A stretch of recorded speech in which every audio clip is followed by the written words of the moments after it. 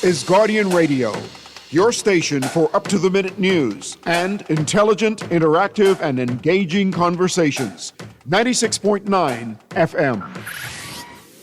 The views and opinions of the hosts and guests are their own and do not necessarily reflect the views of the management and staff of Guardian Radio.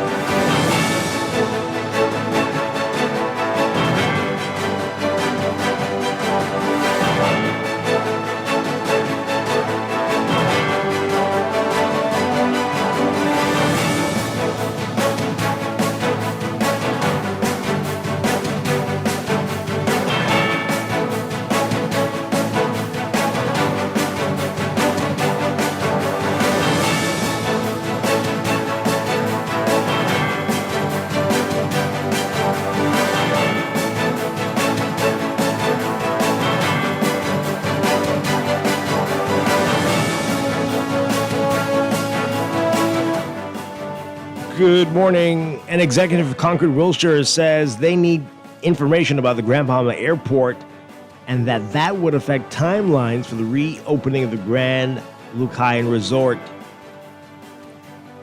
The Prime Minister with some wordings for employers about work permits for foreign workers. And we continue with our NIB series, Part 2 on compliance. It's all straight ahead this morning. I'm Dwight Strachan, and this is... Wake up, it's a new day.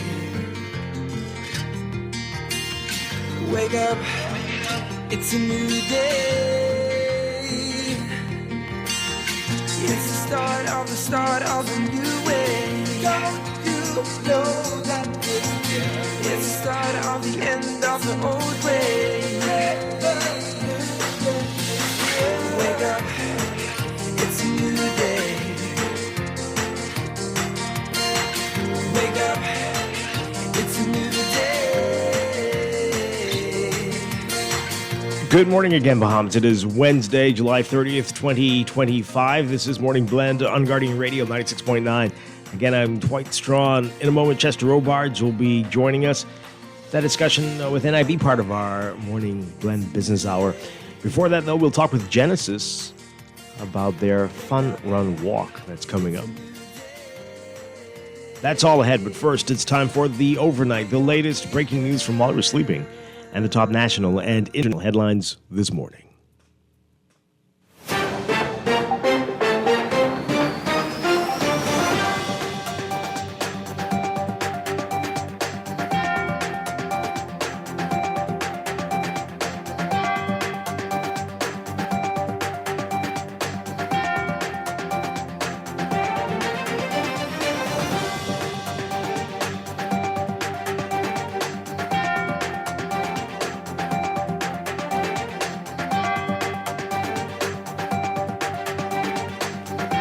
In the overnight, Concord Wilshire Capital Senior Manager, Director of Cruise Ship Resorts, Adam Petrillo, saying that the redevelopment of Grand Bahamas Airport will determine the schedule for completion for the Grand Lucayan Resort.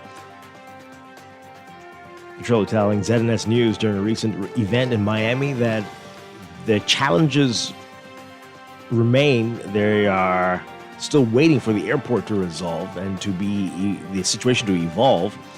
He said, quote, in order to bring all the capital to the table for various pieces of this particular hospitality sector, we need to know timelines as to when things will start, and that will begin to determine the schedule for completion. We're on track to start with demolition very soon and make major improvements to the property. Back in May, the Davis administration agreed to sell the Grand Lucayan Resort in Grand Bahama for $120 million to a Bahamian subsidiary of U.S.-based real estate and hospitality developer Concord Wilshire Capital.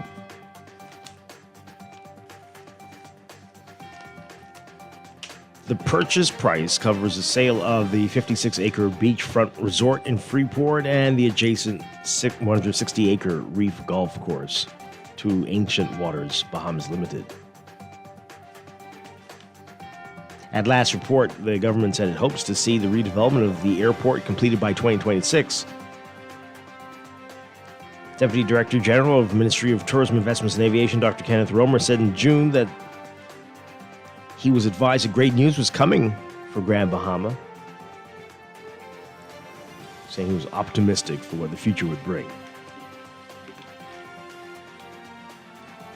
A car sped through a Water and Sewage Corporation work site, injuring several workers in Georgetown Exuma, a place near the fish fry area, involved corporation workers and personnel from Rowdy Boys Construction. In a statement from the Water and Sewage Corporation, it said a vehicle sped through the clearly marked and well-lit work zone, and that some of the workers sustained serious head and leg injuries and were subsequently airlifted to New Providence for further medical treatment. They remain hospitalized and are receiving care. The statement says that the area had been properly secured with traffic cones and signage, and lights were in place to ensure visibility and safety. They said the incident has been classified as a hit and run, and the matter is under investigation. WSC General Manager Robert Deals sent his best wishes to the employees that were injured. A man on trial for sexually abusing a vulnerable teenager broke down in tears as a police investigator testified in his trial. 51-year-old Marlon Newton is on trial for allegedly having unlawful sexual intercourse with a 17-year-old boy on August 19, 2019. He's denied the allegation at his trial before Justice Wilhelmina Archer-Mins. Sergeant D'Angelo Rolls said the rape report was made by social worker Shannon Hanna on behalf of the minor. After receiving the report, Rolls said that he had phoned Newton and told him to come into the Central Detective Unit. When Newton arrived, Rolls said he placed him under arrest. Rolls said that Newton was interviewed, and he said that he was introduced to the alleged victim by a friend because he needed somewhere to stay. You can read all the details in today's Nassau Guardian.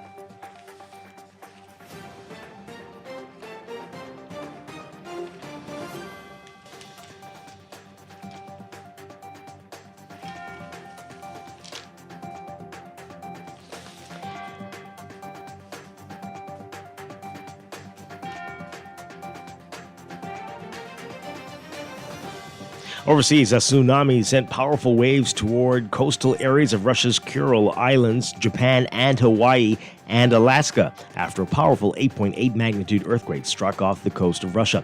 This was early this morning. Warnings are also in place for Alaska and other coasts south toward New Zealand. The Japan Meteorological Agency said a tsunami as high as 60 centimeters or 2 feet had been detected as the waves moved south along the Pacific coast towards Tokyo Bay. Officials urging caution, saying that bigger waves could come later. Damage and evacuations were reported in Russian regions nearest the quake's epicenter, and officials have declared a state of emergency in several areas. So Hawaii is under evacuation. Sirens blared in Honolulu as residents were urged to get to higher ground. The National Tsunami Warning Center, based in Alaska, issued a tsunami advisory for parts of California, Oregon, and Washington. A tsunami advisory has also been issued for much of the coast of Canada's Pacific Coast, province of British Columbia. Tsunami activity continued to build in Northern California as high tide approached Wednesday morning, with maximum confirmed heights along the coast of 3.6 feet. The city and Arena Cove were high enough to create minor coastal flooding and inundation.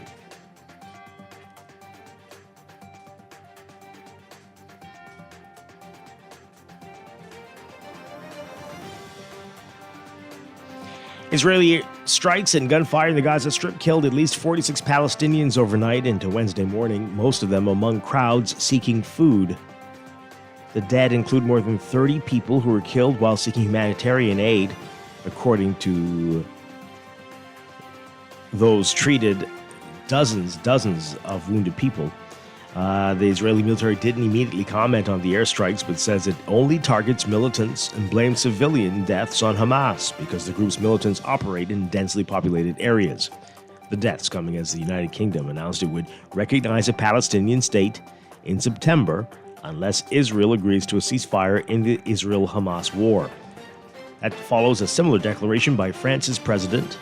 Israel's foreign ministry said that it rejected the British statement.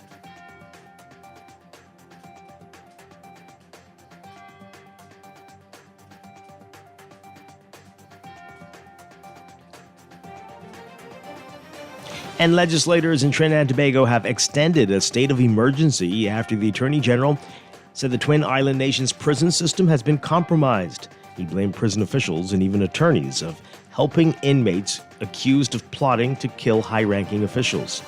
Authorities recently moved high-risk prisoners to military bases as part of a recent crackdown on jailed gang leaders accused of using smuggled cell phones to plot a series of assassinations, robberies, and kidnappings with help from criminal associates on the outside. The Attorney General revealing to Parliament Monday that some prison guards could openly be heard warning inmates when specialized police agents showed up to conduct prison raids. And he also accused some of helping those behind bars. The latest state of emergency in Trinidad and Tobago was extended for 3 months after authorities warned that the threat of a plot to kill key government officials and attack public institutions still exists. The initial emergency was declared on July 18th and was expected to last 15 days. However, the Caribbean nation's parliament convened an extraordinary sitting on Monday to extend the measure until late October. Prisoners who were deemed high risk were moved to military bases in West Trinidad, but that didn't deter attempts to interfere with their detention, according to the Attorney General. Meanwhile, the Prison Officers Association, which represents prison guards, has condemned the accusations against the guards.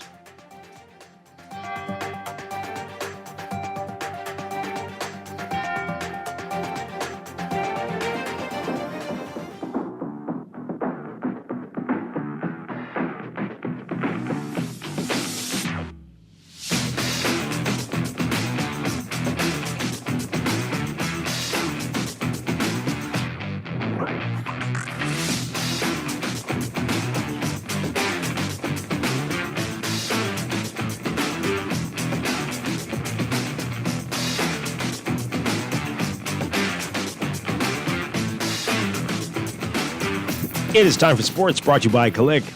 Rima Odobor has had one of the finest seasons of her career, already turning in 3 throws over 60 meters. And she knows there is a lot more left in the tank.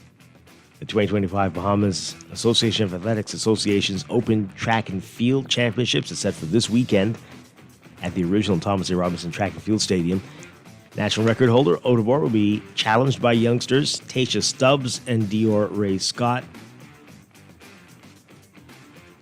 In the women's javelin is set for 7 p.m. on Saturday. You can read more about what Odobor is saying and about the event in today's Guardian Sports section. The Bahamas Volleyball Federation has announced the men's and women's volleyball teams for the CAZOVA, the Caribbean Zonal Volleyball Association Caribbean Volleyball Championship, set for Nassau next month. The women's team, including a mix of veterans and beginners. All the names on both sides in today's Guardian Sports section.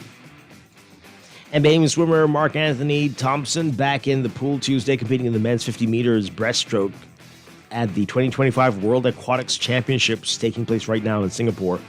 Thompson, the only Bahamian to experience action so far, was 10th in his heat and finished 65th overall out of 83 competitors in 29.88 seconds, missing his personal best by about a second. The final cutoff time for the semifinals was 27.20 seconds.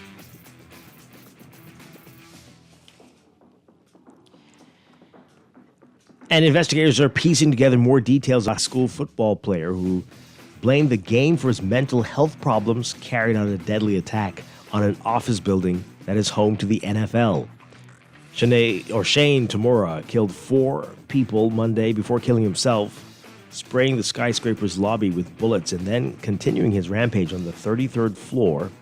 Inside his wallet, a handwritten note claiming that he had CTE and accused the NFL of hiding the dangers of brain injuries linked to contact sports. Detectives are still working to unravel more details about the 27-year-old's background and motivations.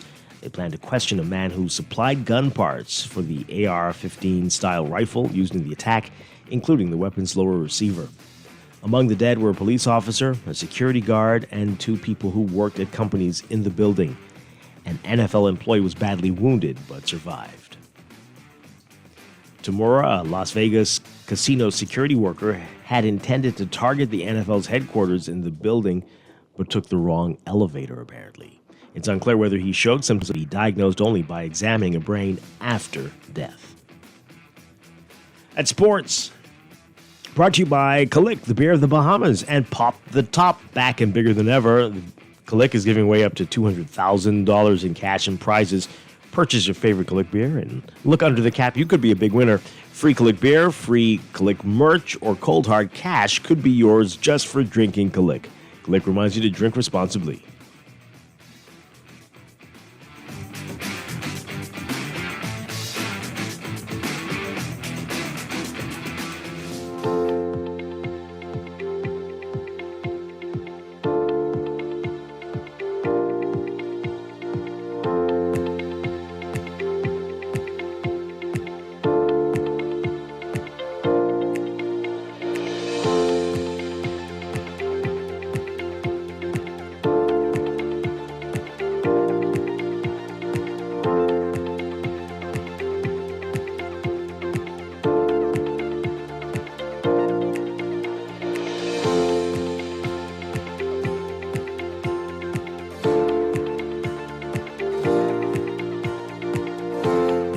It's time for your first look at weather. We've got a heat advisory in effect for Bahamas between 10 a.m. and 4 p.m. today.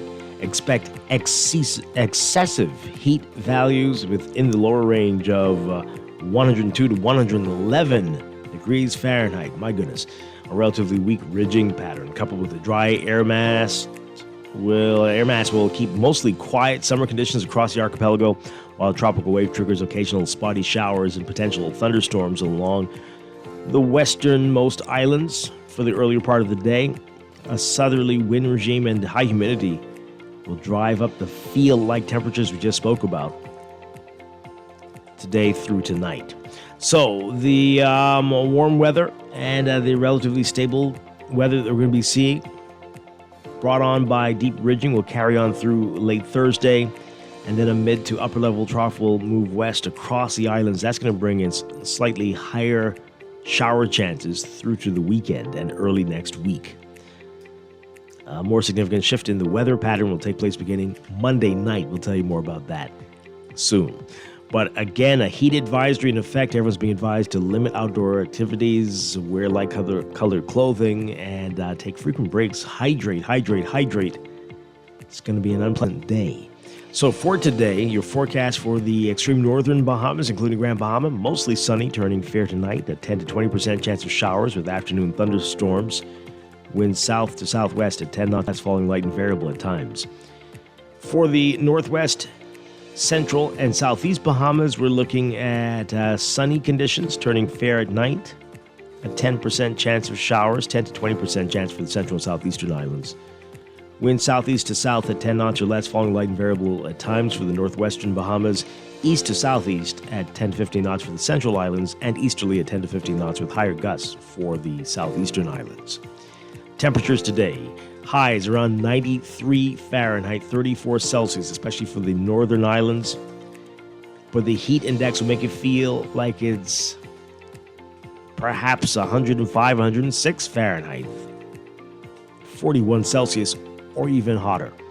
Overnight lows tonight getting down to a very warm 81, 82 Fahrenheit, 27 Celsius. That's your first look at weather this morning. We'll have an extended outlook coming up in just a bit.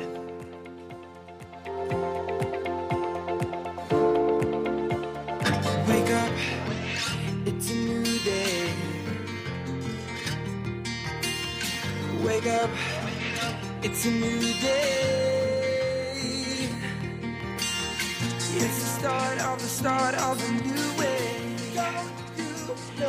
You're listening to Morning Blend. When we come back, we're discussing the day's top stories right here on your home for fresh news and smart talk all day. Guardian Radio 96.9.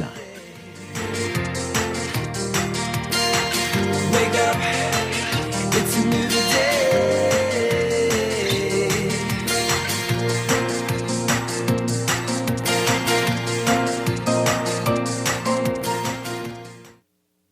With RBC, your idea of love happens now. Free up cash with affordable auto financing from RBC. With competitive rates and no bank fees, it's the perfect time to make every journey something special. Apply now to pre-qualify in 60 seconds at rbc.com/autoloan to shop with confidence. Conditions apply. RBC, your idea of loving your journey happens here. Looking to elevate your gadget game or a tech trouble simply slowing you down? Escape to a world of innovation at Custom Computers, your go-to store for the latest cutting-edge tech. Whether you need to upgrade your life with the best from Apple and Windows or your device needs a little TLC, the Custom Computers Know-How Store is the destination for unbeatable expertise and quality repairs. With 2 convenient locations, there's a Custom Computers near you on Patton Street in Palmdale and Caves Village, or call 396-1100. Shell, you home? My gas just going out. Let me that small barbecue tank you have. I tell you long time, go get a barbecue tank from Caribbean Gas. They just got a new shipment of tanks of all sizes. Now you know they always have the best prices.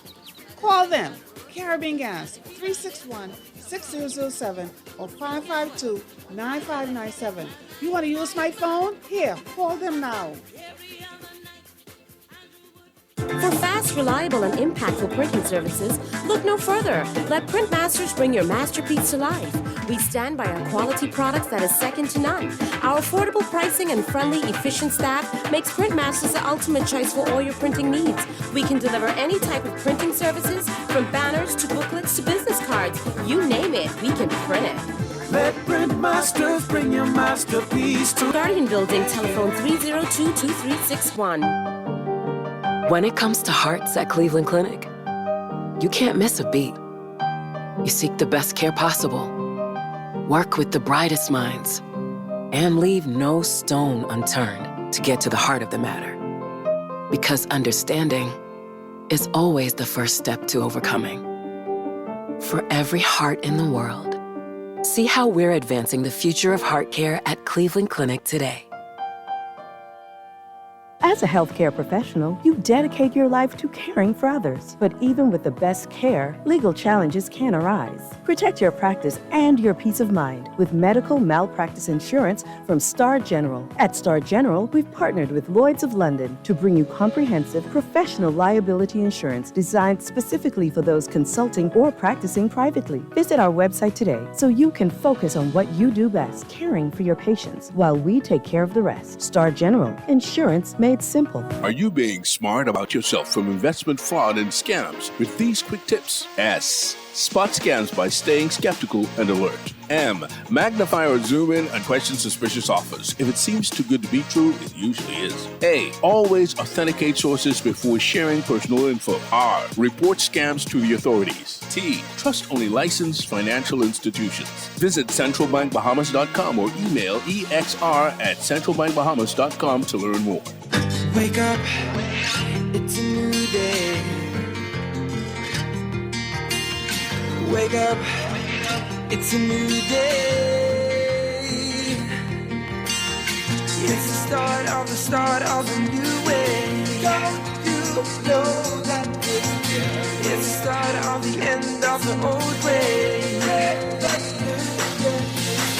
Wake up. It's a new day. Wake up, it's a new day.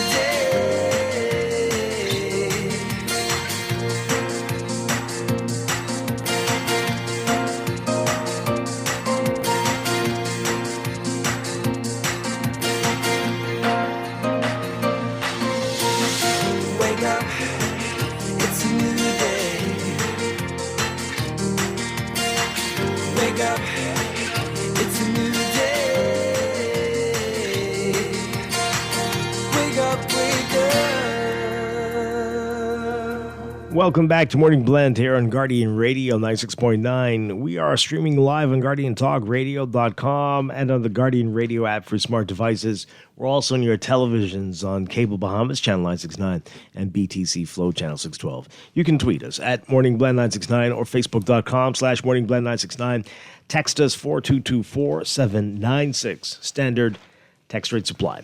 Once again, I'm Dwight Strachan. Joining me now, world traveler Chester Robards. Chester Robards, good morning. Are you there? Good morning. How are you? I'm good. Did you hear what I called you? World traveler. Yeah. Yeah. I heard it. Where are you today, Chester Robards? I am in Grenada. Yes. What's happening in Grenada? Well, the 2025 Afro-Caribbean Trade and Investment Forum just wrapped up yesterday, so that's what was happening down here. And some deals for the Bahamas signed. Excellent. And we read about some of those yesterday in Guardian Business, and I think there's some more in there today. So that's some good stuff. Yeah. Yeah. Wonderful. All right. Where are you off to next? No, I'm just kidding. So it's probably for the best. You're not here to tell you the truth. We've got a little crisis here in the studio. We're gonna have to call in our AC experts to come and help us. We've got an air conditioning waterfall situation going on here. But yeah, so I might actually anyway. But we were going to work that out. It's going to be great. In any event, coming up today, we're going to be talking with Genesis. They've got a fun run, squeezing some questions about this drama with Junkanoo and what's going on there. We'll see if they answer. And then later in business, our NIB series, our monthly series with them continues. More on compliance. We had so many questions last time they were here about it, and we knew we needed a part 2. Especially in light of some things that have been said in the past few weeks. So we'll get into that this morning. A lot to get to on this final Wednesday of July 2025. But right now, let's talk about what else is in the news.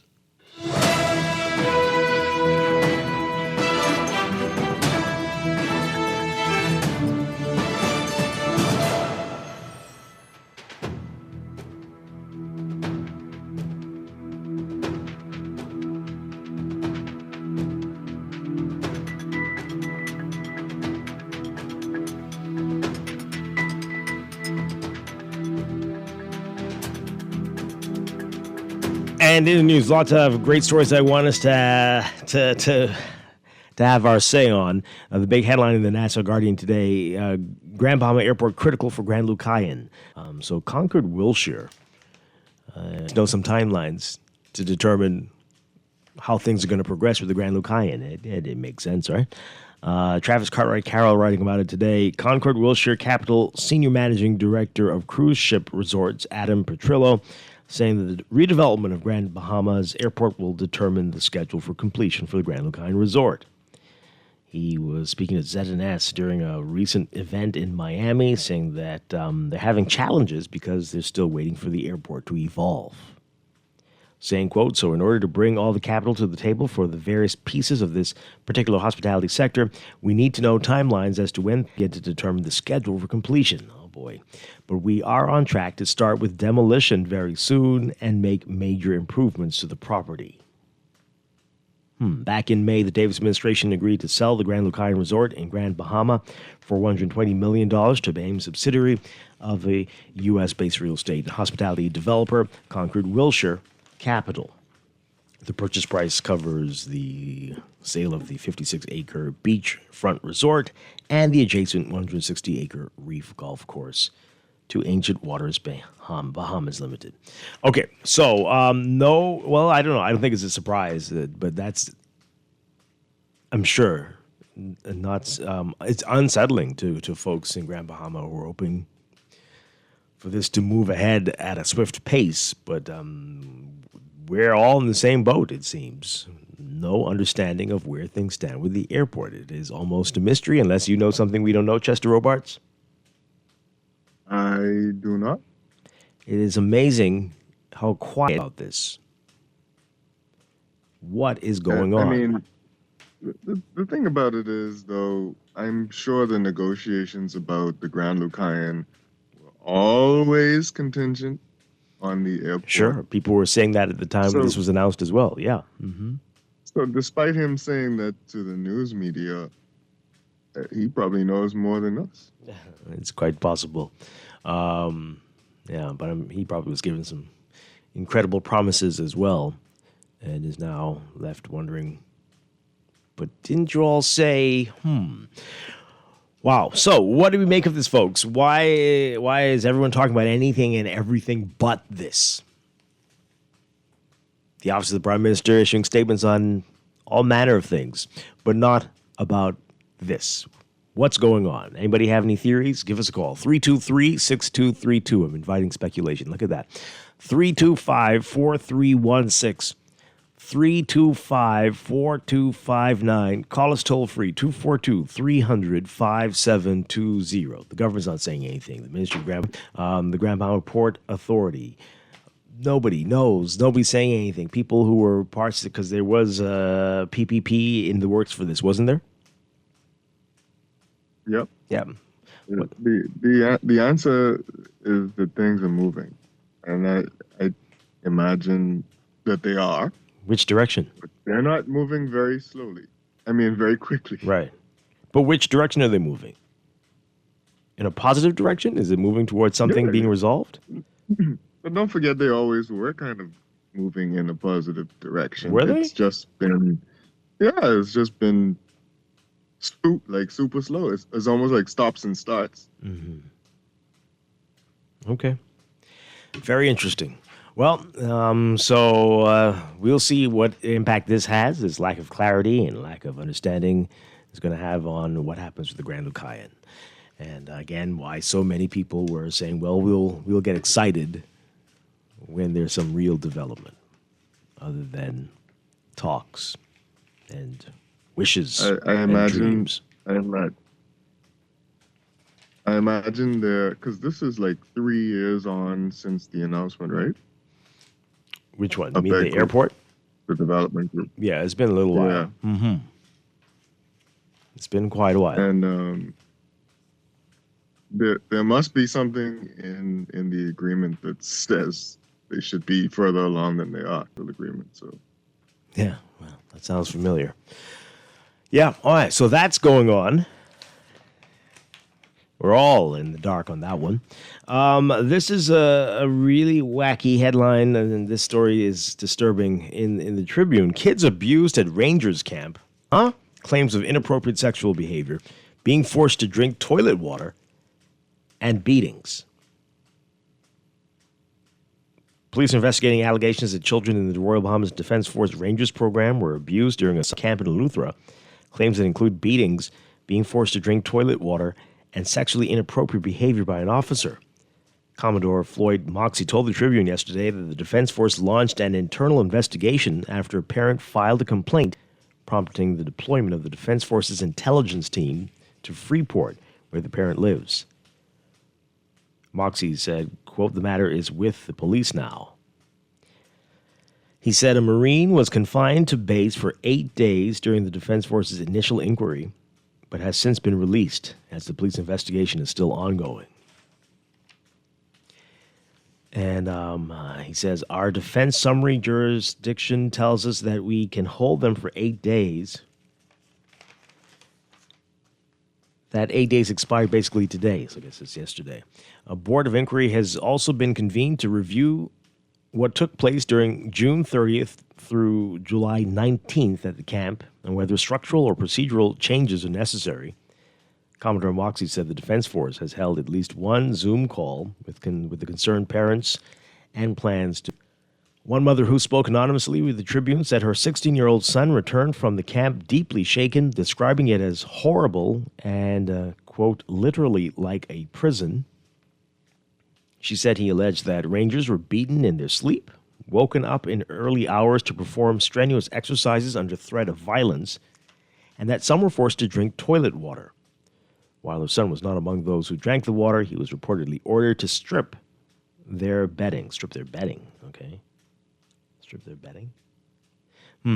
When and the mother says, when he told me that, I exploded.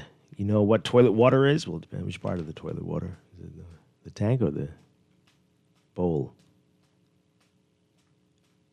The toilet. Oh, dear.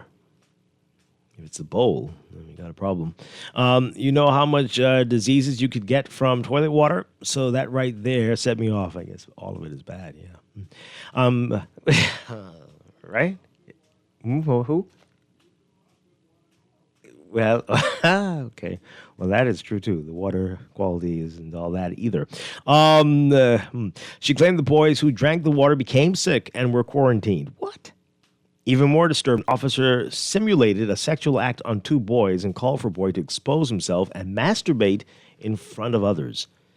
She said, according to her son, the boys were forced to watch the boy perform the sex act. What's going on here? She described her son as usually quiet. What's happening? Yeah. She described her son as usually quiet and resilient, but visibly upset by what he experienced. He has since quit the program and said he no longer wants to pursue a career in the military. Wow. The mother said she paid $1,000 for her son to attend the camp and expected the program to instill discipline and character, not leave him traumatized. Wow. That's quite a story. Good Lord. I don't even know what to say after that.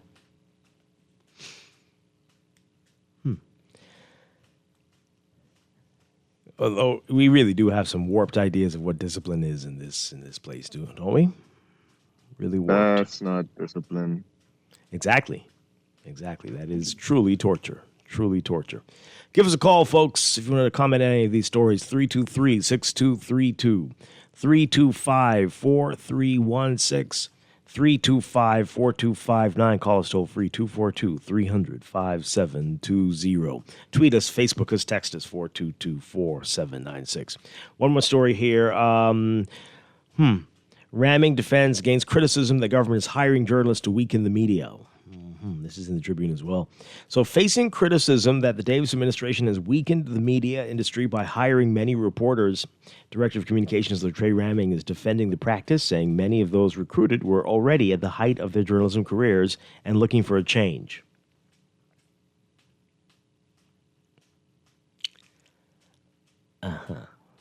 Ramming said that the idea that the administration is trying to destabilize the Fourth Estate has followed the government since taking office in 2021. I wonder why. But in his view, the real issue was the government's reliance on outsourced communications. Speaking Monday on Guardian Radio Z Live, off the record, he actually called in and we took the call. Look at that.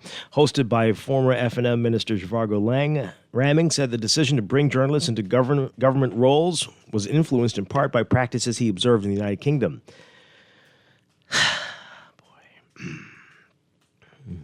Because that's what we should be doing. Ramming said, quote, a number of persons who were journalists at the time had reached the peak of their careers. They were tired of being in journalism. I invited them onto what I believed was changing the way the government was communicating. Those persons were seeking opportunity. I mean, some of them had reached a part of their career where they were serving in journalism for about 15 years and didn't see their own station. He argued that the exit of veteran journalists had created room for a younger generation in the field, and he called some names. While Zhivargo Lang said he does not believe the government is actively trying to destabilize the media, he acknowledged that staffing decisions have had an effect. He also took issue with Prime Minister Philip Davis's recent posture towards the press. He referenced a recent instance where Davis wrongly accused the Nassau Guardian of misreporting the Ministry of Finance's April 2025 fiscal update. The article, penned by executive editor Candia Dames, laid out official figures but drew a public rebuke from the Prime Minister. Lang said, quote, whether he is interested in destabilizing media or not, some of his postures are regrettable. He added that while Davis has mostly conducted himself professionally during his term, that Candia Dames felt out of character. Lang clarified that although he has never accused the Prime Minister of attacking the press, others have drawn that conclusion from his actions.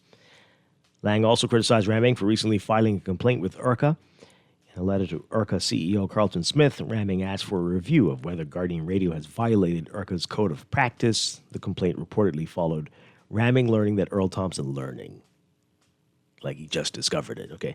Learning that Earl Thompson, a public relations representative for the Free National Movement, had appeared as a guest host on Z Live and on Talking Heads with Noddy. Okay. Most were at the peak. Well, it's pretty scary when you peak at in your late 20s and early to mid 30s, eh? What's going on? What do you make of that? What do you think, Chester, as a veteran journalist? What do you make of those comments? Comments were fair. Yeah. Yeah. Yeah. I mean, it's also pretty flattering, I would think. For who? That the office of the Prime Minister thinks so highly of Bahamian journalists that they would hire them to take care of communications. And have communications improved? I think this idea of press briefings, while it was started under the former Pre-National Movement Administration and kind of failed, I think this one has been pretty good. In terms of getting information, that hasn't improved information that we want, not information that they give us. So they're talking Right. more, but we're not really necessarily learning more? Is that what you're saying? Well, I'm saying from a journalistic perspective, I don't know that questions are being answered more regularly when we ask or quality answers than before. Interesting. All right. Got a few of your text messages here. Let's read these. This is about biometrics again, which we're not talking about right now, but do I read this? While the Prime Minister cannot seem to reconcile the contradictory statements concerning the surplus, he is out at PLP gatherings, misleading the people once again. As it pertains to the biometric voting system, the Prime Minister needs to tell the people the true concerns that right thinking. You sent this yesterday, though. Are you sending it again? You sending it again? I mean, yeah, okay. Right thinking. Some, I guess, because not all of us are thinking the way you're thinking. But yes, you're concerned. We get it. All right. I can't understand that text. This person says here, I don't know why we are surprised about the Rangers drinking toilet water and being beaten up in their sleep. What? We all have watched the shock treatment program which tortured young men. Okay. And I bet you won't have any calls about young men, but let that have been little girls, and men and women would be calling to express displeasure. Well, we aren't getting any calls, so I guess you're right in this regard, even though the tone of your text is disturbing. But I guess you're right. Isn't that something? Isn't that something? Wow. Anyway, all right. So continue to call in, though. 362-325-4316, 325-4259, or toll free 242-300-5720. Okay, so the other thing, this was from the event, what was it called? Link Up? That's what they're calling it? Link Up on Monday night. Prime Minister Davis talking about legal and illegal migration. We already talked about this early in the week when he said he said it again. You can see there's evidence that there are fewer illegal landings, especially by boat. And there are fewer people at the detention center. They're repatriating people who are here illegally. And so that isn't in the crisis mode that the opposition, especially the FNM, would make you believe. But he did talk about legal migration. I think these comments are pretty interesting. Take a listen to what he said at this rally from Monday night. There's more construction happening in the Bahamas than ever before. Investment is pouring in. Roads are being paved. Airports are being built. Hotels and developments are rising. And with that comes real pressure of finding enough workers. At the moment, there are simply not enough skilled Bahamian workers right now to fill their construction jobs. And even the Bahamas Construction Association said the same thing. So yes, there has been an increase in legal immigration, in legal migration to meet that demand. But I want to put every construction company and developer on notice tonight. If you're bringing people into work, they better have a valid work permit. And they must have decent housing. This ain't no free-for-all. We are not granting work permits for jobs Bahamians are qualified and ready to do. Full stop.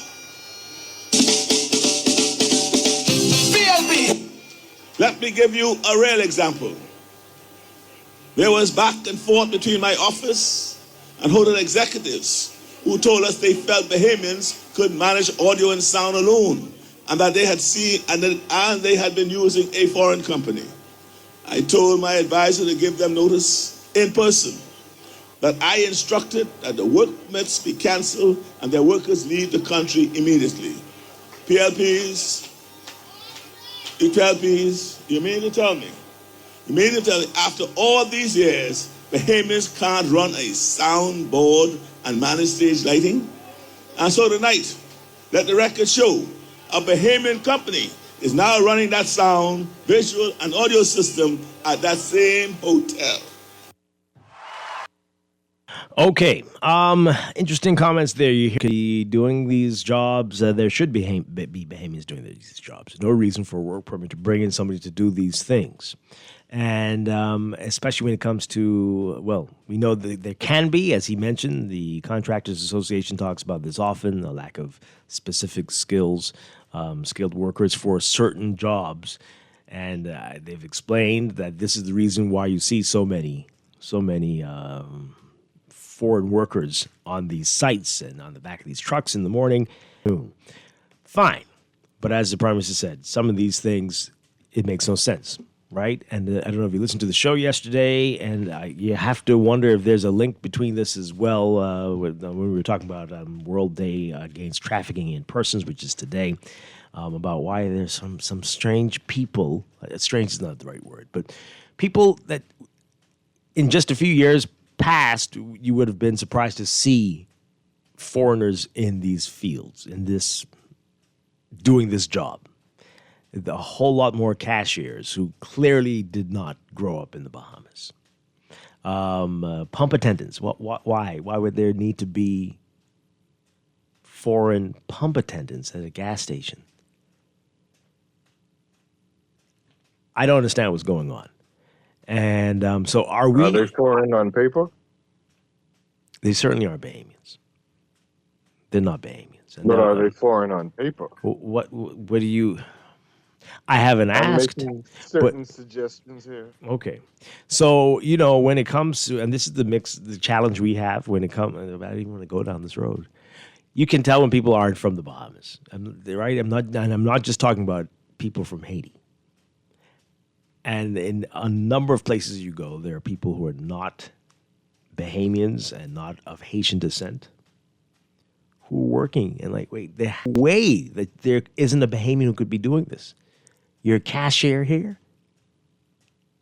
How did this happen? Are we to report all of these? Are we saying that nobody knows this? What are you to do? Because this is happening much more frequently now. What am I missing? What are you missing? What are we missing? Who's missing what in this scenario? Regarding, if you want a little bit of good news regarding what the Prime Minister was talking about, do you? Why not? So this Frexham Bank conference here in Grenada, the sound, audio, visual, lighting, some transportation, some transportation stuff as well, was done by Soundcrate, the Bahamian company Soundcrate. And in Grenada? They have a huge team over here and a big wildflowers team, the events company, here doing their thing as well. So the Grenadians aren't saying... Don't we have any Grenadians who could have done it? Anyway?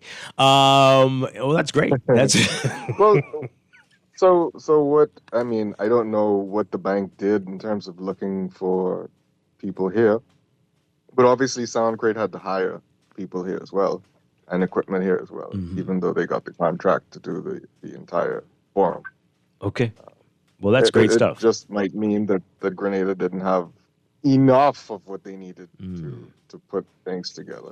Well, but I think the Frexham Bank annual meetings and Trade and Investment Forum in Nassau last year showed Frexham Bank that there is a company in the Bahamas that they're able to call on to do those kinds of things for them across the Caribbean. Yeah. All right, so well, I mean, that's great for them, and it's wonderful. Glad to hear when a Bahamian company is doing great things outside of the Bahamas as well. But yeah, this is getting more concerning, and it's not just the fish fry now. You know, that's been a joke, and why has it been a joke? A joke for so many years, right? But now it's almost everywhere. It's almost everywhere. Let's go to the phone lines. We'll get back to your text messages in a bit. Caller, would say you on this? Yes. Good morning to you and Chester and the wider Bahamas. Good morning. Let me speak. The 2 points I want to speak on. Let me speak to the last first. When you talk about this, the workforce, and again, let me repeat. We have been saying for a decade, maybe two. The problem is the digitization and digitalization of the workforce data as yet to be completed. And guess what? Immigration cannot function effectively without that working. The Department of Labor and Immigration all has to work in a cooperative type environment, because we must first be able to tell almost every single job that's available in the Bahamas. And I know the government has been bragging, and I always laugh to myself, right? Because I'm not the number one person in the Bahamas or in the world on digitization. But like, for instance, we talk about the example of the wider Bahamas, and you cannot go to the civil service and get a matrix of the organizational structure of government, like from the janitor to the secretary to answer this person, all the way up to the PS. That does not exist. And so imagine now when you move that away from the 30,000 into the other 200,000 individuals that may be in the country workforce. So we have no structure and understanding of that which we're trying to manage. You say you cannot manage what you cannot measure, and you cannot measure what you refuse to acknowledge.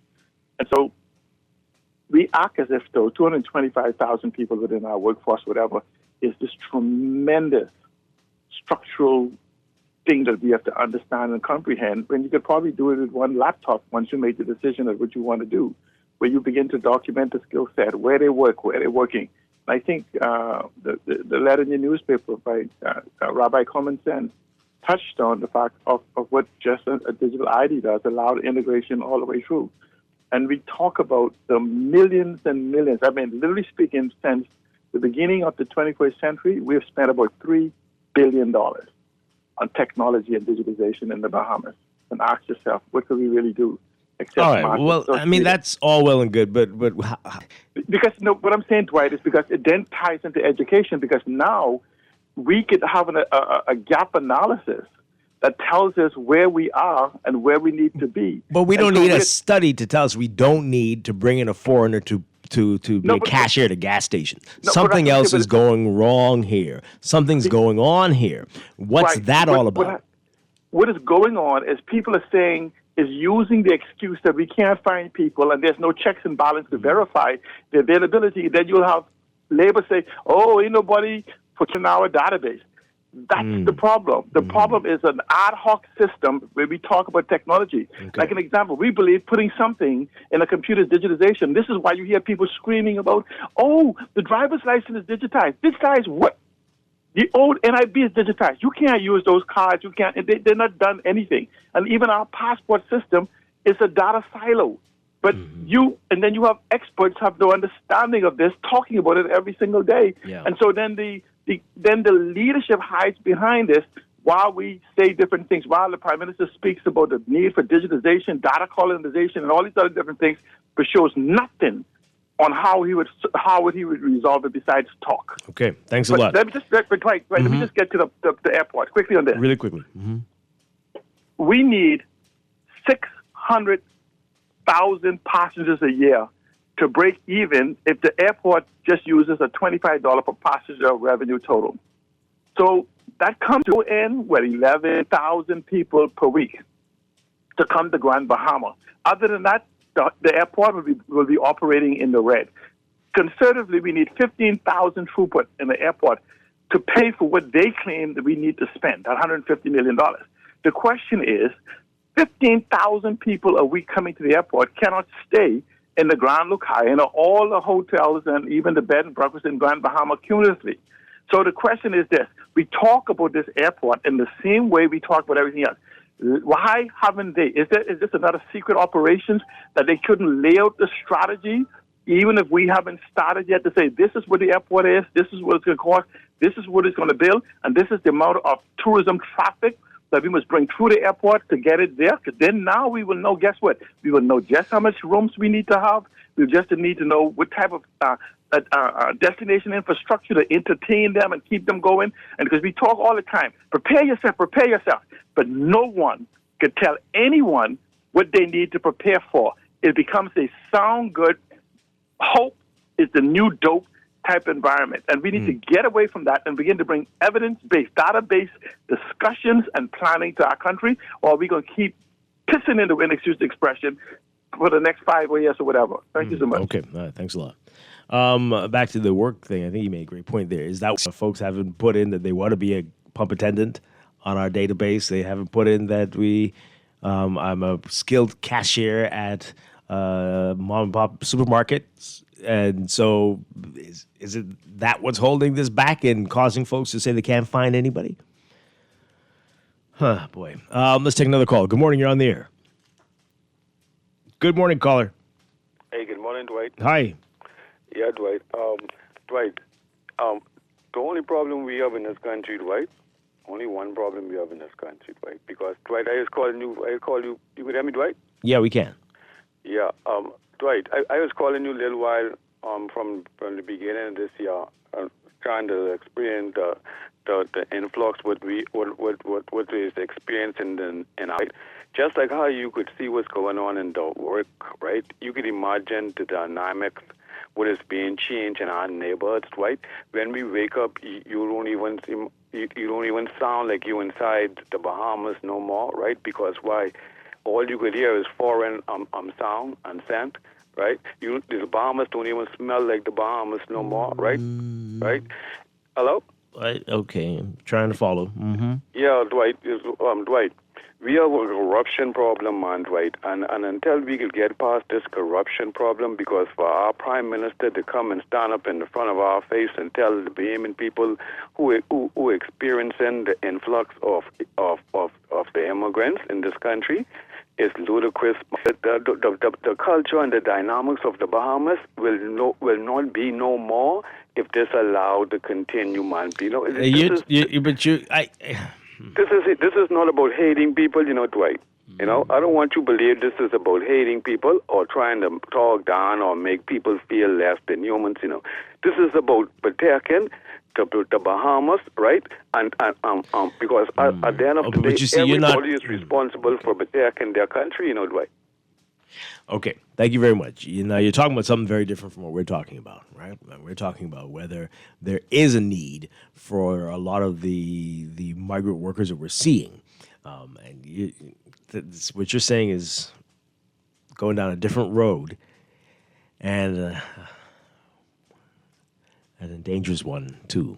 But hey, let's take another call here. Good morning. You're on the air.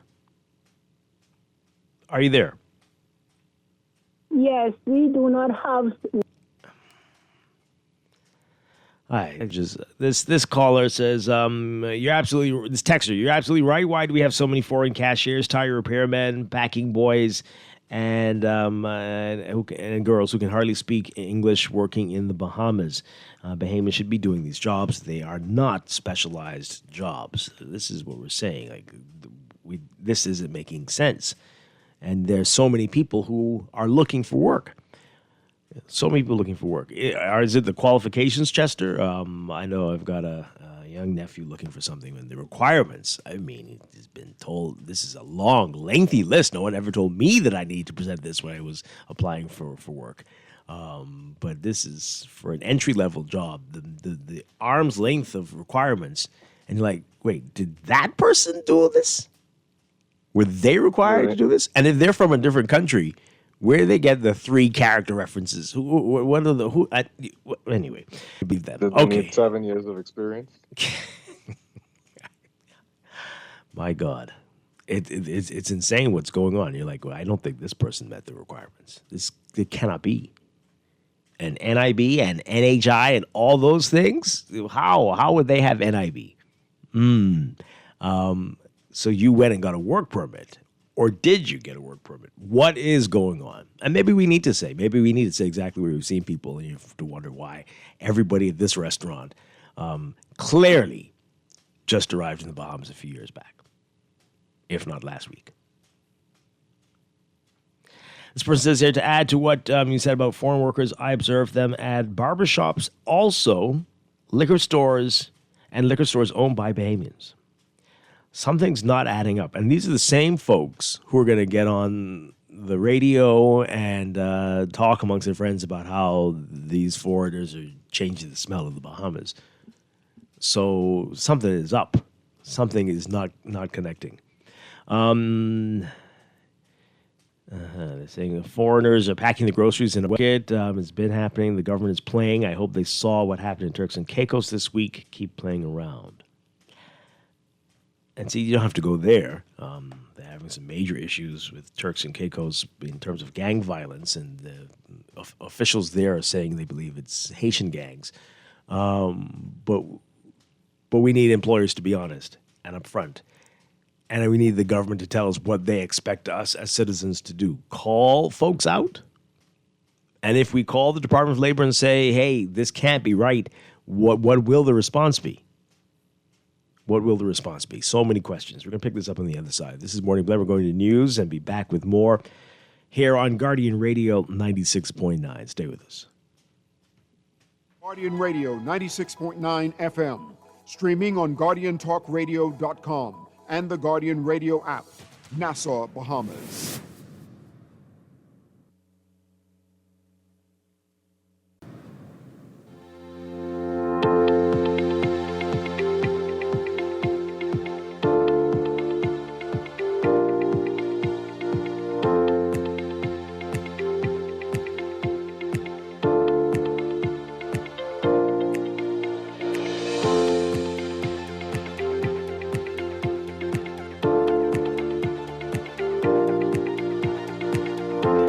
Welcome back to Morning Blend here on Guardian Radio 96.9. We're streaming live on GuardianTalkRadio.com and on the Guardian Radio app for smart devices.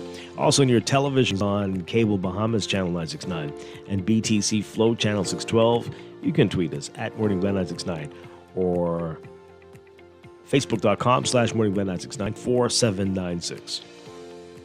And now at 8:25, it's time for another check of your weather for today, brought to you by Star General Insurance. Made simple. Here's what's going on. We've got a heat advisory in effect for the northern and northwest Bahamas between 10 a.m. and 4 p.m. today. Expect excessive heat values within the triple-digit range today. Not going to be pleasant out there, so of course you're being advised to limit outdoor activities, wear light-colored clothing if you must be outside, remain hydrated, and take frequent breaks if you've got to be in the sun. UV indice is going to be in the very high range as well. So we've got a weak ridging pattern coupled with dry air that's keeping mostly quiet summer conditions across the country, while a tropical wave will trigger occasional spotty showers and potential thunderstorms across the westernmost islands for the earlier part of the day today. Then a southerly wind pattern and high humidity will drive feel-like temperatures up across mainly the northern islands. This is the northwest and northern Bahamas, as we said. That will continue through tonight. So this weather is going to continue till about Thursday, and an induced mid to upper level trough will trek across the islands, bringing slightly higher shower chances into the weekend and early next week. Then we've got another shift in weather coming Monday night, as a tropical wave will bring in additional cloudiness with heavier showers and possible thunderstorms after the holiday. Before we get to that, we've got today mostly sunny, turning fair at night, about a 10 to 20% chance of showers across the country. High temperatures expected around 93 Fahrenheit, 34 Celsius, but the heat index will make it feel like it's 104, 105, 106 even. Fahrenheit, 41 Celsius. Overnight lows tonight getting down to a very warm 82 Fahrenheit, 28 Celsius. In your extended outlook for Thursday, tomorrow, mostly sunny, turning mostly fair at night. By Friday, partly sunny, turning mostly fair at night. That's going to hold for Saturday.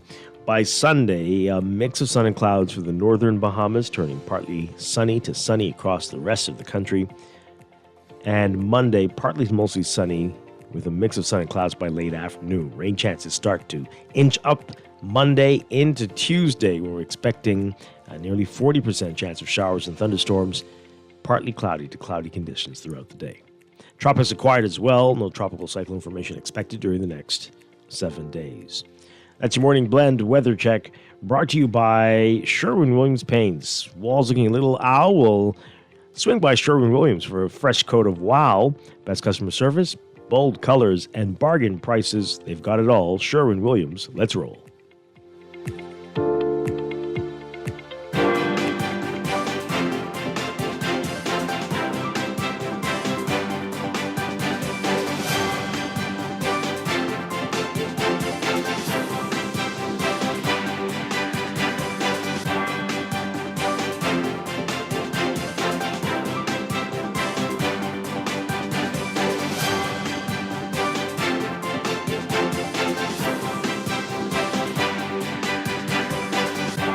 Time for another check of traffic brought to you. Goals happens here. A reminder of the work going on Joe Farrington Road that's taking place in the day now. I've got day works going on in addition to what was happening at night. So keep that in mind. You might want to avoid the area if you can at this time.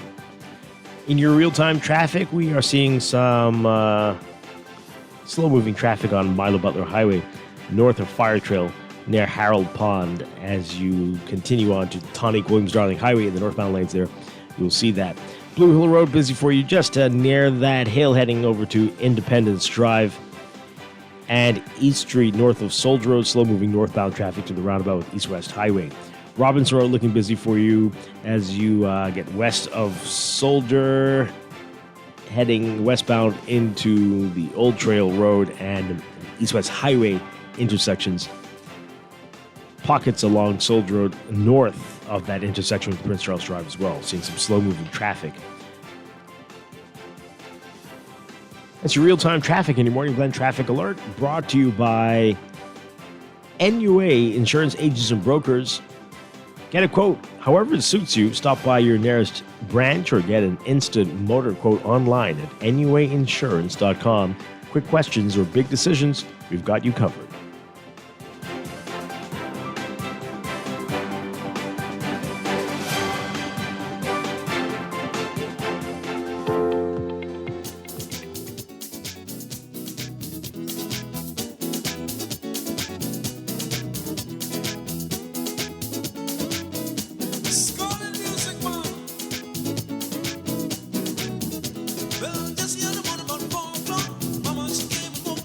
We are back with Morning Blend on Guardian Radio 96.9. Coming up in just a bit, we're going to get details about this Fun Run Walk. And later in business, it's our monthly series with NIB, talking about compliance this morning again. Dwight Strong along with Chester Robards on this Wednesday morning, final Wednesday of July 2025. And we've been talking about what the Prime Minister is saying to employers that if there are qualified Bahamians out there, don't even think about getting a work permit for anybody to come in to do these jobs. But almost anywhere you go, you'll be hearing some very different accents. And we're wondering, wait a minute, this cannot be a skilled job. You are here at this restaurant, a Bahamian restaurant, shockingly, and you are, I don't know where you're from, but you definitely don't have a Bahamian accent. How is it that you're here and you're not the owner? What's going on? And you see that at gas stations now, pump attendants, again, I'm not talking about Haitians, I'm talking about people from other places. How in God's name did we need someone, are you on a work permit, first of all, and how did you get a work permit to be a pump attendant at a gas station? No way. No way. Chester, did we lose you? Are you there? We'll work with reestablishing the connection with. There you go, Chester Robards. They got a lot of foreign people downtown trying to put stuff on tourists' faces too. I don't know. It's weird. In shops or just walking around? In shops. Really? Yeah. Wow. Okay. So it's everywhere. And that, again, cannot be a skill, right? And there's no way. Stuff like makeup or just like, what are we talking about? Something else. I don't know. Makeup? It seems to be just like cream or something. I don't know. Oh, God. Something anybody could learn about, it seems to me. But hey, We have a crisis. And obviously, we don't understand what's going on, or somebody else needs to clue us in something. I don't know what's happening, but we're getting a reaction to all of it because there's a lot of tough talk, but what we're seeing does not match the talk. And what role are employers doing in creating bigger problems than we need to have right now? This texter says that we have this issue because of the lower pay the immigrants will accept that Bahamians won't. When our leader tells a crowd of immigrants that they're his people, that says a lot about his loyalty. Then again, most of the new voters will be his people. You all need to stop this, though. Stop this. Stop that. Stop that.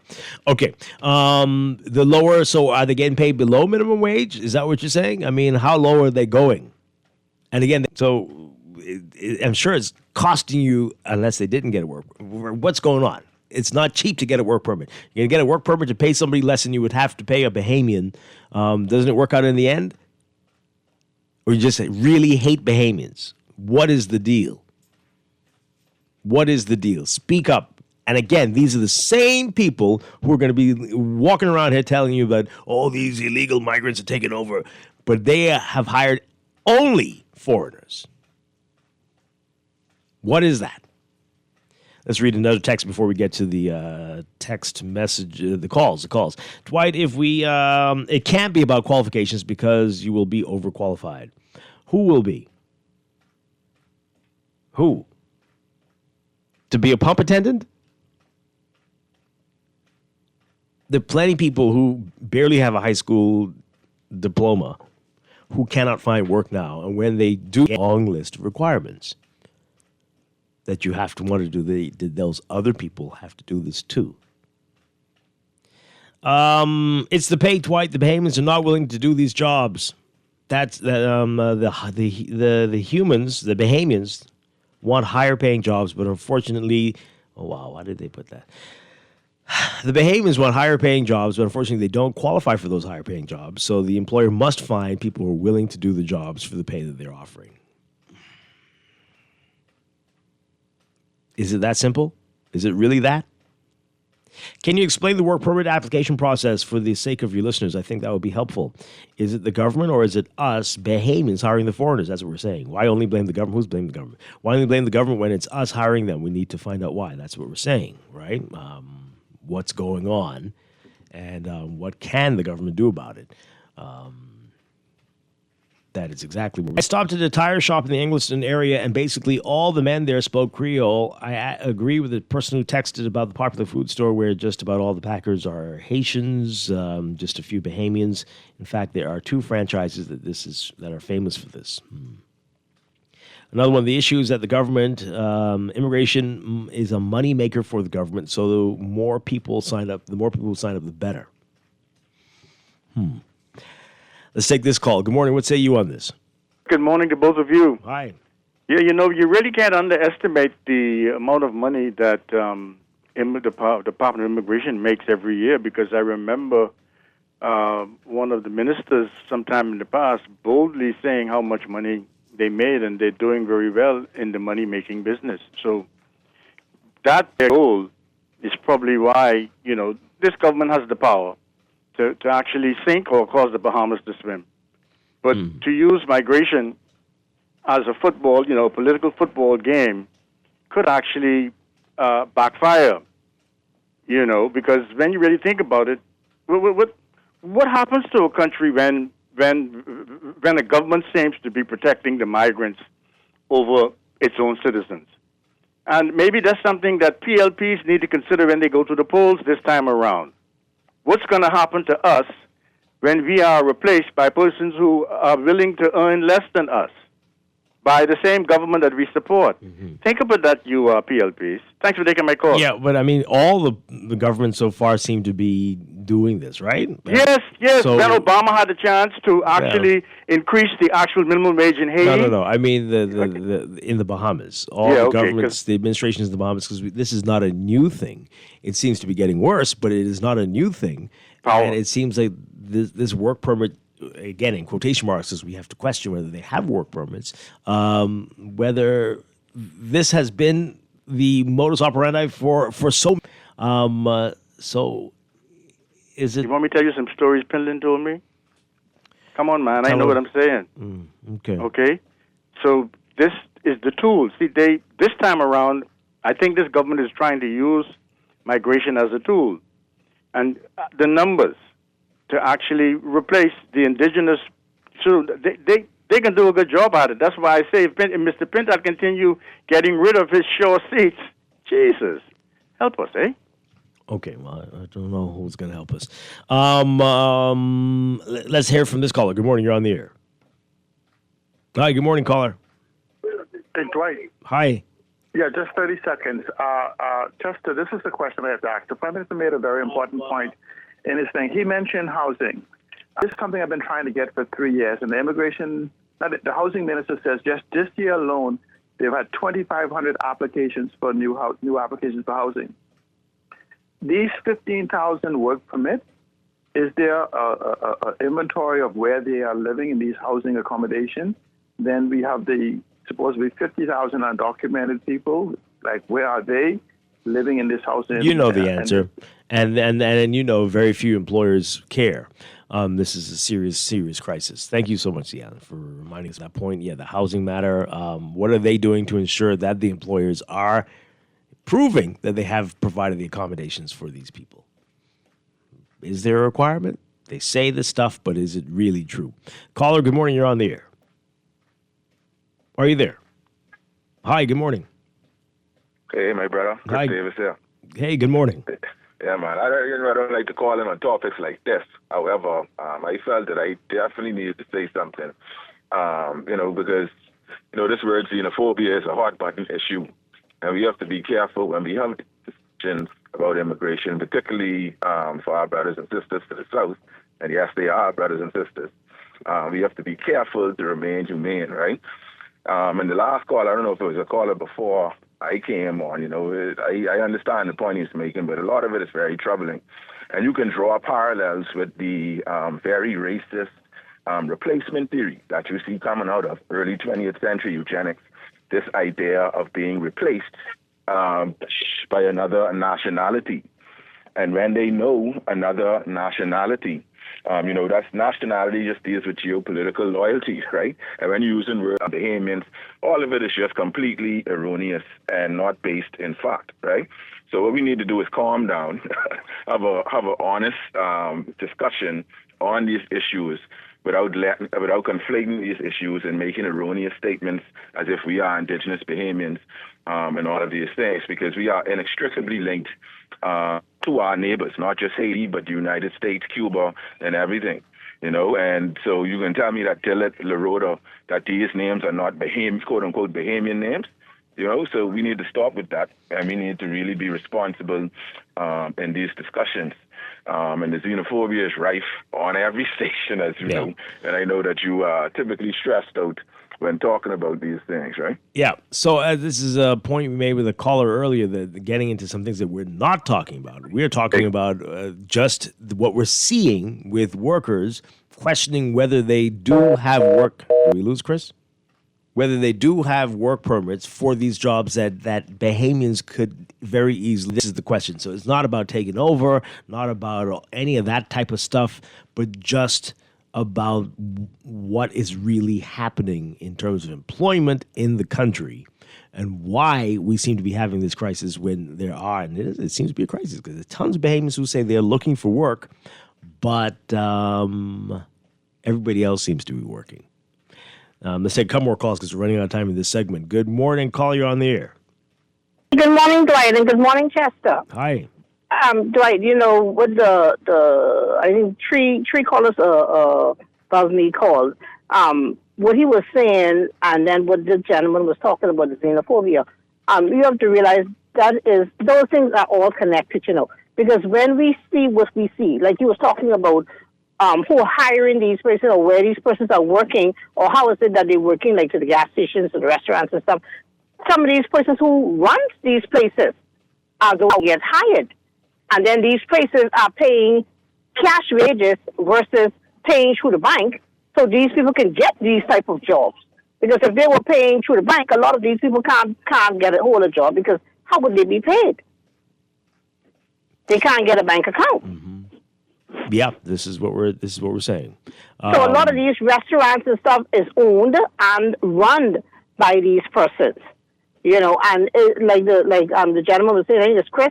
It's not about the xenophobia, it's about what we see daily. We see what seem to be so much of what we would call non-Bahamians out there, out and about, all around, right? So in our mind, there are more. They're seeming to get more of them than the little of us, and then knowing the amount of persons that live in their country is also another reason why it's not about fair. It's about keeping a balance. And you were saying about the governments of the past who could have done something. That has already passed. We're not dealing with the fact that the government of today can step in and can do something. Just make the laws that's already on the book, allow them to be carried out. Stop interfering. Okay. Stop interfering with what goes on with immigration. Allow the persons who you hire to work. Let them do their jobs. So, and that we can see the numbers start to dwindle. But that's not what they're doing. They're interfering. Or you can't send this one back. Or you can't send this grouping back. That is what's causing the problem. Okay. All right. Thank you very much. It's not xenophobia to some people, but some people definitely it is, and not able to see beyond what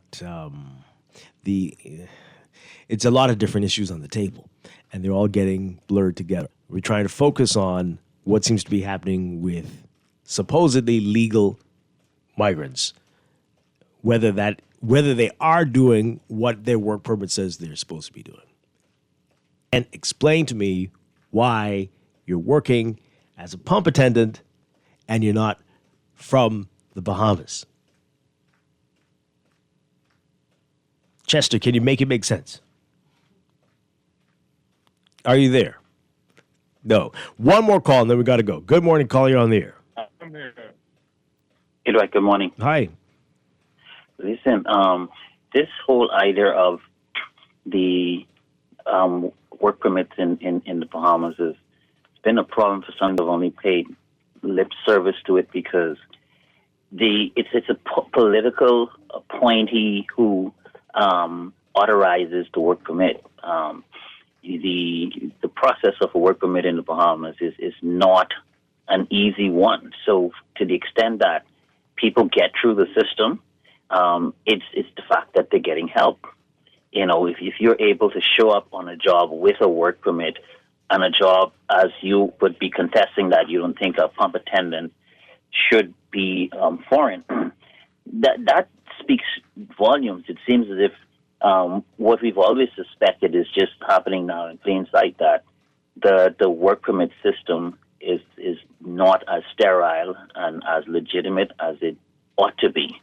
And until governments are prepared to address that issue, they could give us much lip service as they want to the process. They are not serious because it can't be that hard in a country with a small population to manage who's working legally or not. That's a simple issue. Simple. But it isn't the hardest thing in the world. Let's put it like that. But it may not be simple. Dwight, we have an NIB card, right? Which Tingham pointed out. The gentleman earlier pointed out that it's not a completely smart card. When you take those steps towards making sure that the system is sufficiently smart, you can easily, if a company has workers, and those workers, just like how you was able to identify them, right? You don't think that the people responsible for policing legitimate work permits can come up with a system and show up and say, okay, we need to check your status. And if you have a serious system, Nobody can be in plain sight serving gas if they're not legitimate. So it can be fixed. And they just choose not to because at the end of the day, for years, they've been paying lip service to this. That is the bottom line. They're not serious about it. They want it to be as broken as it is. There's opportunity in the brokenness that they're exploiting and then giving it lip service. Okay, thanks a lot. This is a complex issue. It's really, and again, so many things are happening, and we're conflating them. And is it complex? It is, because people are upset about illegal migration, and then doing things that we are told repeatedly should be reserved for Bahamians, or that they shouldn't be here if there are Bahamians who could do the job. Yet you're seeing hundreds of them.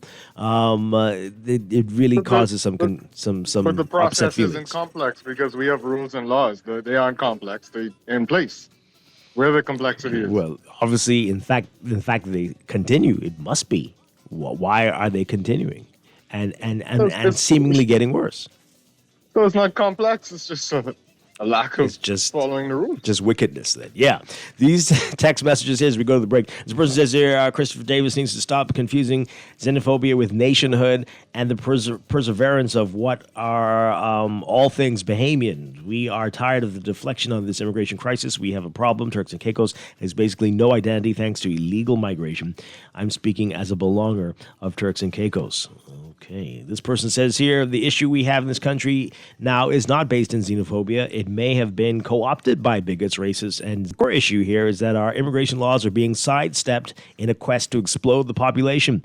At that, we can all see the blatant lies by the government on this issue. These persons are coming in with permits and visas and should only be granted here as part of a specific process.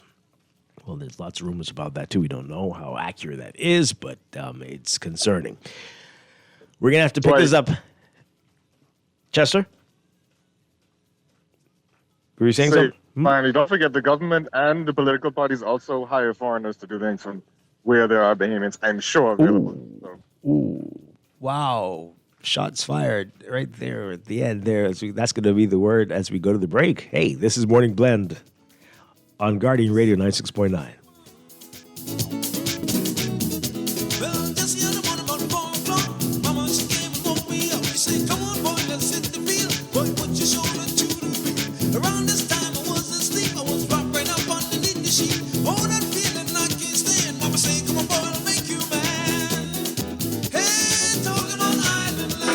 Are you dreaming of a brighter future? The answer is right beneath your feet. Buying land is a wise investment. You can build a home, hold it as collateral, or pass it on to your children. And with CIBC Caribbean, buying land is a bold move you can make right now. CIBC Caribbean is giving you US $250 towards your valuation cost and 50% off your loan application fee. Visit CIBCCaribbean.com for more details. CIBC Caribbean terms and conditions apply. Wendy's and Coca-Cola is giving away up to $25,000 of hot cash this summer. To enter, upgrade any premium combo from 1 through 12 to a medium or a large for your chance to win the grand prize of $10,000. Don't miss your chance to win big this summer. Visit your neighborhood Wendy's, upgrade your favorite lunch combo, and win hot cash. Rules and restrictions apply.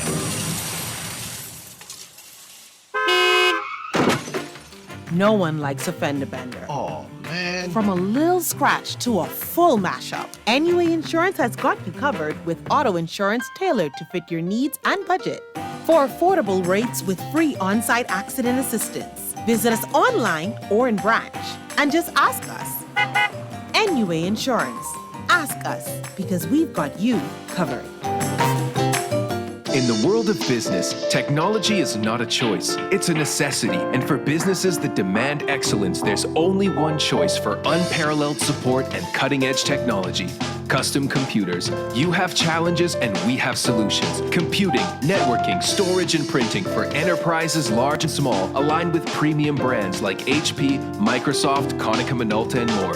Get tech done the right way with Custom Computers. Call the know-how team at 396-1101. Get ready to catch the thrill and win with Shell. Fuel up with $20 or more and unlock your shot at unforgettable prizes. We're talking regatta trips to Exuma and Harbor Island. Free fuel, grocery vouchers, water park passes, and more. Just snap your receipt and WhatsApp it to us at 242-422-0271. The vibes are high, the prizes are hot, and the summer is yours to win with Shell. Only at participating Shell stations in Nassau. Now through August 22nd. Terms and conditions apply. What makes a hero? Someone who makes a difference in their community. Someone who has performed an extraordinary act of bravery or kindness. Someone who touches lives without recognition. Does this sound like someone you know? Through the CIBC Caribbean Unsung Heroes program, you can nominate. Your options should be in one of two categories: outstanding work in the community and act of heroism. Send nominations to Unsung Heroes at CIBCFCIB.com on or before July 31st, 2025. This is Guardian Radio 96.9 FM, streaming on GuardianTalkRadio.com and the Guardian Radio app, Nassau, Bahamas.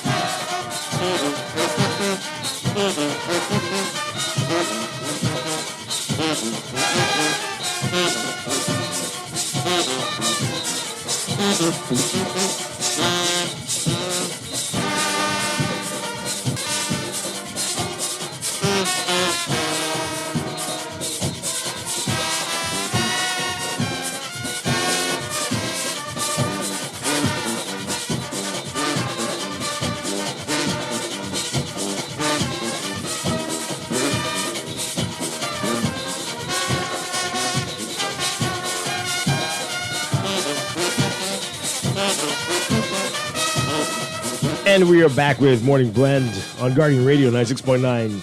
Genesis Warhawks Mental Health Awareness Fun Run Walk coming up in just a few days. Here to tell us all about this, Angelique McKay. Good morning. Great to have you with us. Good morning, Dwight. I Thanks forgot for all having. your many titles, right? Junkanoo Goddess? Yes. Sorry. That's it. Yes, that's it. Good to see you. Definitely want to get all the details about this, but I have to ask you. You know I have to ask you this about what's going on. What day the with... Fun Run Walk is? August I 9th. I will ask you about that. Uh-huh. Chester Robards is with us as well. What's going on with Junkanoo and the JCNP and the proposed National Junkanoo Authority? And the suspension of all activities. Where does Genesis fall on this, and why are we doing this? Well, it's something that the JCNP came up with for the suspension, and my understanding was that they were not happy with the proposed bill that the culture gave them to review, to give feedback on the way forward with the bill. Right. So this is what they came up with, and they had an emergency meeting with an emergency decision that needed to be made. Genesis has sent out some correspondence with regards to all of that. But our practices are continuing, but Genesis is still practicing. Yeah, but it's our section practices, because during this time of the year, we suspend the regular practices to focus on section practices, which are closed practices. So is that a violation of the suspension order? We don't even know. But this is something we need to get conditioned for Bay Street. And I think the main thing is open practices, where we would invite people, even though that's our fundraisers.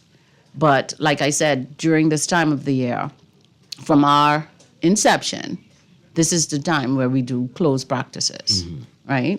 So I think it's public practices that's an issue with the JCNP at this time, while there's activities. Now, we're going to have the JCNP on. I thought you were supposed to have them, if I remember correctly. We had a little mix-up, but hopefully tomorrow it's supposed to be when we have them on. But so do you know how long is the suspension? They have not said, they had not given a timeline, and I had asked, but they have not given us a timeline. We can only speculate. My speculation, Angelique McKay's speculation, is that it would probably be until the end of August, which is the timeline for the submission of their recommendations to the ministry. So are all the groups doing their submissions individually or as a collective with the JCNP? Well, I know Genesis will be bill. We will be giving something as Genesis Warhawks. Okay. So we would probably give something to the JCNP to include in their presentation to it. But we definitely will be doing that as an organization. So I don't know how to ask you this. Should I ask you as Angelique McKay or ask you as a representative for Genesis? What is your... If it's controversial, ask Angelique McKay, the Junkanoo goddess. If it's uncontroversial, you could ask Angelique from Genesis. But I have to ask you if it's controversial first. So I don't know how, right? So I don't know if it's controversial. I'll let you know who's answering. Okay, thank you. So what is your view on what the government's proposing for the National Junkanoo Authority? And would it be a conflict with JCNP? Angelique McKay is very happy with the proposal. Oh. Very, very happy. This is something the Junkanoos have been asking for years. The creation of some entity that will be able to take Junkanoo to the next level, will be able to expand the world's view and sighting of Junkanoo, that will be able to assist in monetizing Junkanoo, that will give Junkanoos an opportunity to generate revenue from that, to put Junkanoo on the pedestal globally that it deserves to be on. Wow. So I am very happy. Do you see it anyway infringing on what the JCNP is responsible for? No, I don't. And my thing is the displeasure that's coming from the JCNP with regards to that document. My advice is that write down what you feel needs to be a role with this authority. Because based on what I've been seeing, I have not completely read it. I've been going through it, right? Not finished as yet. Yeah. It allows for that particular entity to assist Family Island Junkanoos, to assist with the development and creation of other opportunities, with being able to identify grant opportunities, cultural exchange opportunities, partnerships. We just got the UNESCO inscription for Junkanoo as the intangible cultural heritage of the people of the Bahamas. Yeah. We need the world to understand the importance of that inscription and to be able to see what it is that we were inscribed for. People need to understand the importance of Junkanoo to the people of the Bahamas. The JCNP current responsibility is for the management of the Christmas parade and the New Year's parade. And if when they go through that document, the authority that they currently have, if it's not matched or if it doesn't line up with that document, they can submit certain things. You know, have a discussion with the government. I don't see it this way. We should add it that way, because I'm going to submit something as well. Based on every time I come in front of the mic and I'm asked about Junkanoo, I ask for the recommendation. I offer the recommendation for A and B category to be separated. I asked for the creation of a festival. You know, those are some of the things that Angelique McKay is going to submit, because it's open for all Bahamians to submit. Yeah. So do you think this is an overreaction from the JCNP? I do. I think it's a huge overreaction. That's Angelique McKay. I say that as the buy from Genesis too. I mean, this is the party. Does the Junkanoo group, does Genesis agree with you? Or with the overreaction? Yeah, is it? I think for the most part, it is. But there are also certain things within the JCNP, and we have to act in the best interest of our organization. And we have to do certain things that will not jeopardize what we have been working on so far. Yeah. So what's going to happen in Emancipation Day? Do we? Well, so far we have not gotten an invitation from Fox Hill. None of the Junkanoo groups have gotten invitations from Fox Hill to rush. You talking about Fox Hill Day or Emancipation Day? The Emancipation Day. Like, okay. we can't just pose up on the People Place if they ain't inviting us to be a part of it. So I don't know if the festival is taking a different direction. I don't know. But I know we haven't been invited to participate. Gambia, yet. nothing, none of those. It has nothing to do, at this point, I'm speaking that the festival itself has not invited any Junkanoos to be able to say they rushing or not rushing. You can't rush if you're not invited. Okay. All right. Let's take this call quickly, and then we want to get to the fun run walk. Yes, August 9th. It's a fundraiser for Genesis, by the way. We currently don't have a sponsor, and we're trying to do as many things as possible to generate revenue, which is what our practices are. Are you allowed to do as well. this under this suspension period? You should see the look she just gave me, folks. Okay. Let's take this call. Good morning, caller. You're on the air. Yeah, pleasant good morning, Dwight, and a pleasant good morning to Angelica and your co-host. Good morning. Some clarification, please, on the matter. I want to find out from Angelique, one of my questions is, was a representative of Genesis present when the decision was made? And if so, or if not, what was their position at the meeting? I'm holding on for another question. Okay. A representative from Genesis was there at the time, and they did vote for the suspension, and it was brought back to the organization, and it was since reneged because we, as an organization, we would prefer that information that will be voted on is brought to the executive team prior to having to vote. But they told the member, the representative, that a decision needed to be made on the floor. So, yes. And one of the things we said in our press conference in January is that it would be wise that if something is going to be voted on, that it's presented at least a week prior so that whoever represents the organization is allowed to discuss it with the executive team so that a true decision or a true representation of the thoughts of the organization are presented when the voting occurs.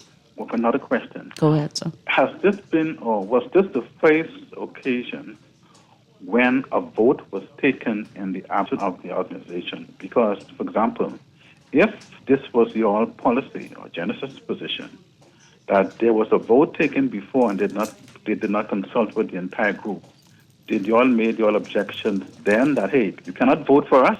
Everybody come back and make a point of view. Sir, that's not what I said. No, pardon me? I didn't say we said that the representative could not vote for us. No, that's not my point. You're saying that the representative voted, who represented the group when they voted to suspend. Okay? And you said that he came to the group, made it known, and you all objected. My question is, was this the first time that your representative made a vote at a meeting and you all objected to the position taken on behalf of the group in the absence of the group? Because if you represent an organization, it's thought that, hey, you represent the views of your group, and if it's controversial, then your representative, if he feels that he cannot make a vote, he say, look here, I have to first take it back to my members. But I'm trying to wondering whether the vehement gymnastics is not going on. There's no gymnastic. There's no gymnastics going on. I've been straightforward with what I said. There was a meeting with the minister after that a meeting. More information was brought to the table, so we were in a position to make a more informed decision on what it was that we were going to do as an organization. One final There's question no gymnastics on this, though. You said you had a meeting last night with the JCNP. Are they going through the document? Are they preparing? They are. Okay. They are. They are. They have recommendations that they are going to put forward, which is a good thing. Yeah. Indeed. So, yeah. Okay. Well, again, we hope to have them with us tomorrow, so we will put these questions to them with them tomorrow. So let's get back to this. Genesis Warhawks, you say you don't have a sponsor.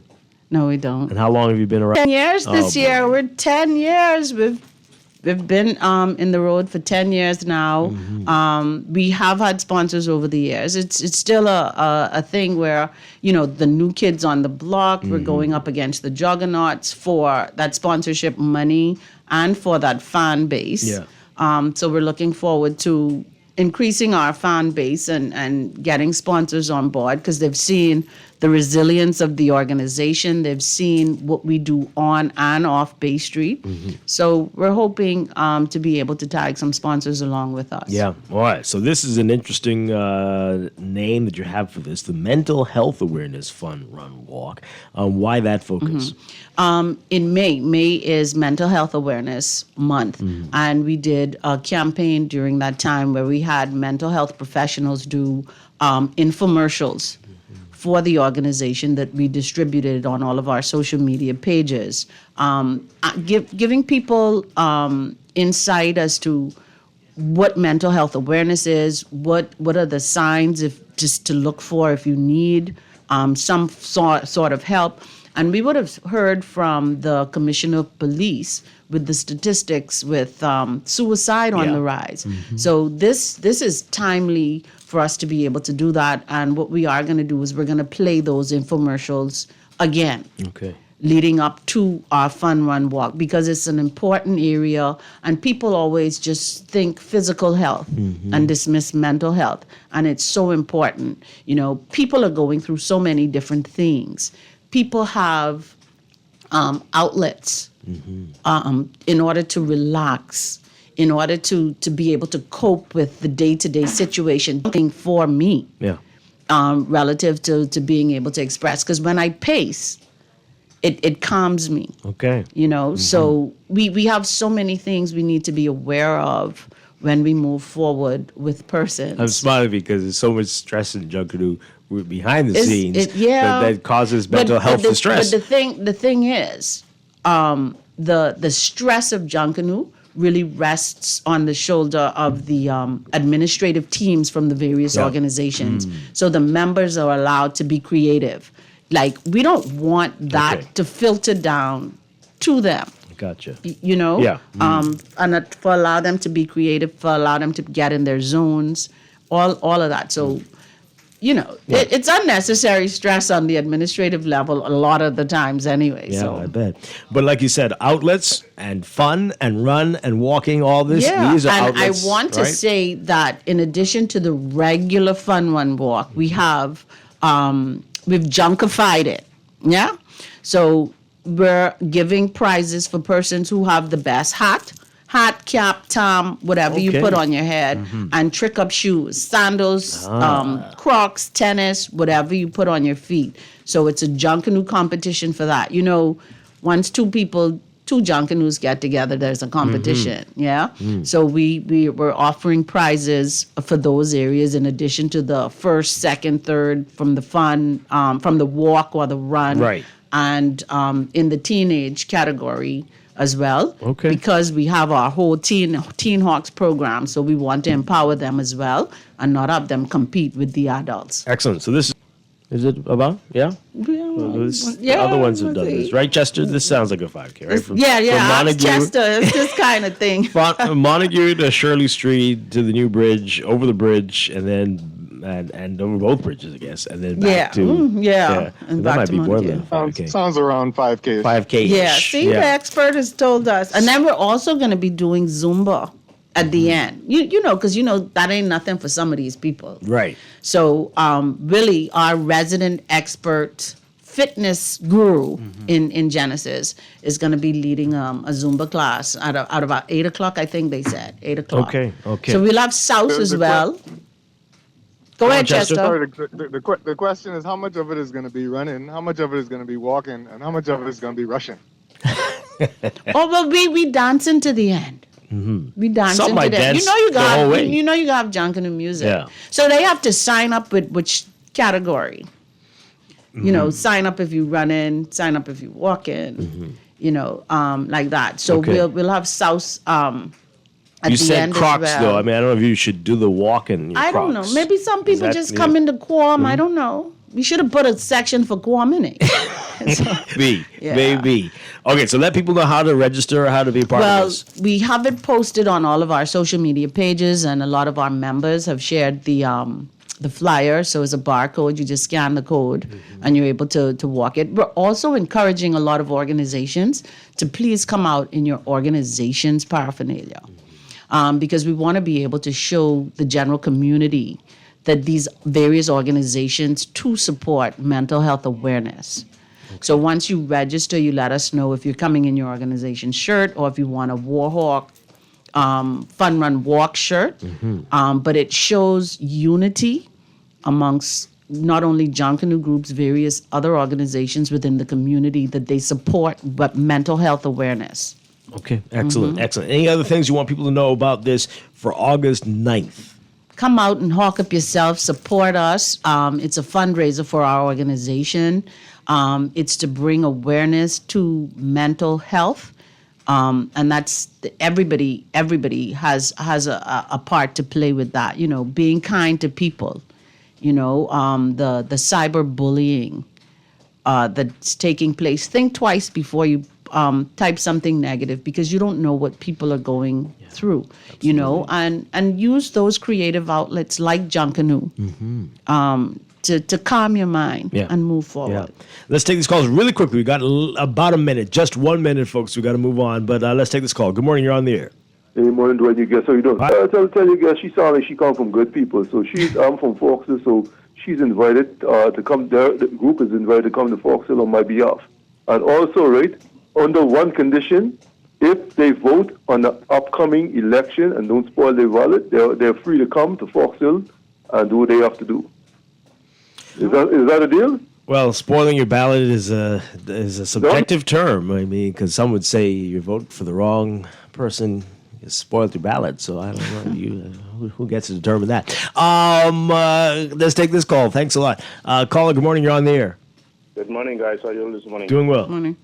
I'm glad that this young group had the testicle fortitude to rethink their decision and really read the manifesto pertaining to the Junkanoo authority that is being presented to the Bahamian people.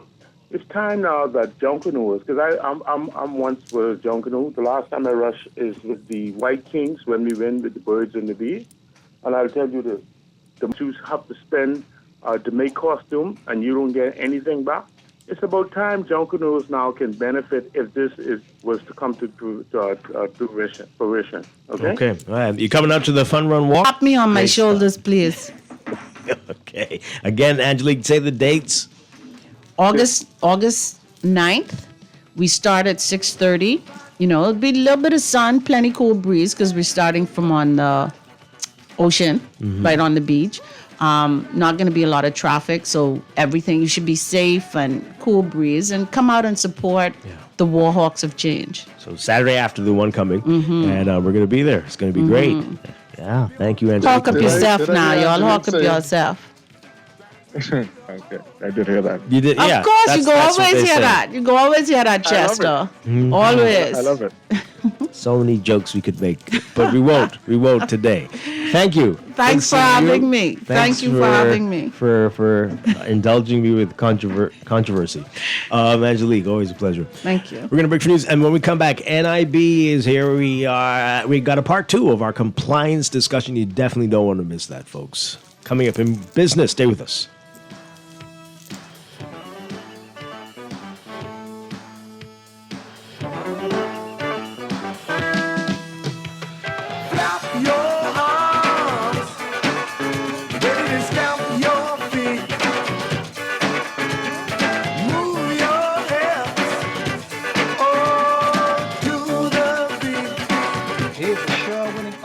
Moment from Shelley and Dee Dee.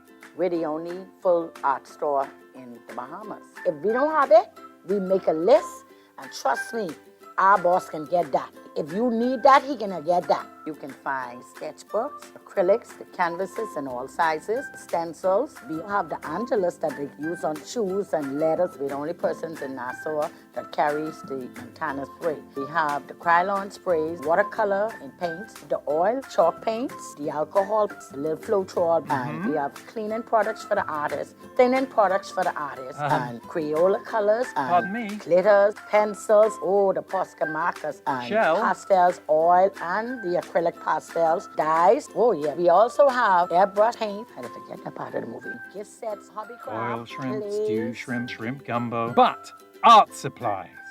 We have a lot of them. Sherwin-Williams Art Store. Find colour in every day. Is your business ready for the next big step? More inventory? New equipment? A larger space? At Fidelity, we offer commercial loans tailored to suit your business's needs. Inquire today. Call 356-7764. Fidelity, we're good for you. Screws and Fasteners World, Balfour Avenue and Palm Beach Street, has those hard-to-find fasteners for you right now. You can find stainless steel regular hex, carriage bolts, galvanized bolts, threaded rods, nails, self-tap screws, sex bolts, anchor bolts, turnbuckles, masonry tools, hand tools, and weed whacker strings. Check out the rope selection and car body fasteners, too. Special orders are welcome. It's your #1 fastener store. Screws and Fasteners World, Balfour Avenue and Palm Beach Streets. Call 326-1976. It's time to upgrade the way you enjoy at-home entertainment. Alive Fiber is here.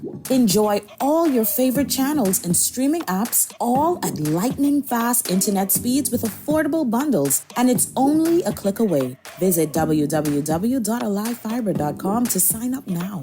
Stay connected, live your life. It's good to be alive.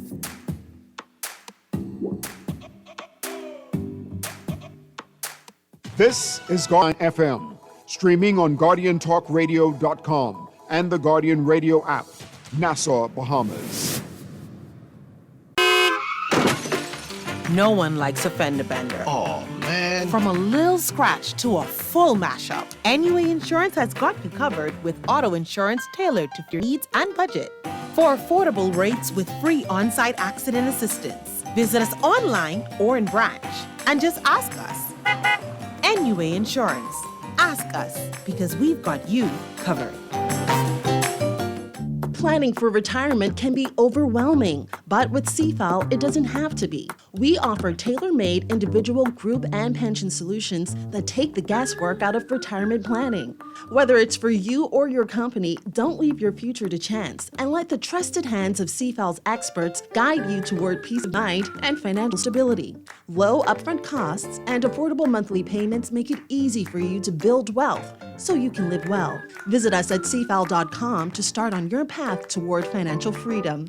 CFAL, growing wealth for future generations.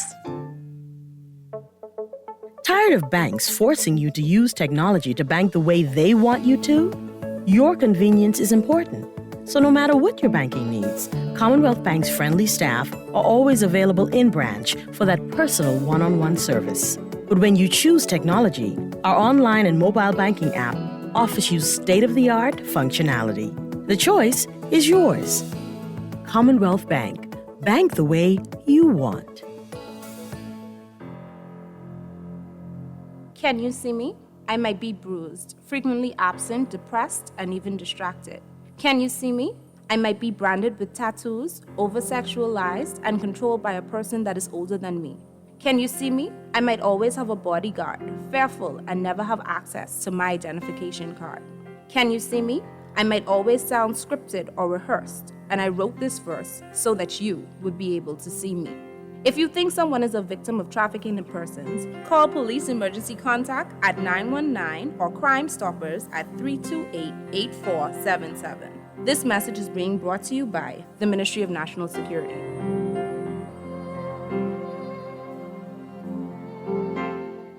This is Guardian Radio, your station for up-to-the-minute news and intelligent, interactive, and engaging conversations. 96.9 FM. The views and opinions of the hosts and guests are their own and do not necessarily reflect the views of the management and staff of Guardian Radio. It's a new day. Wake up, it's a new day.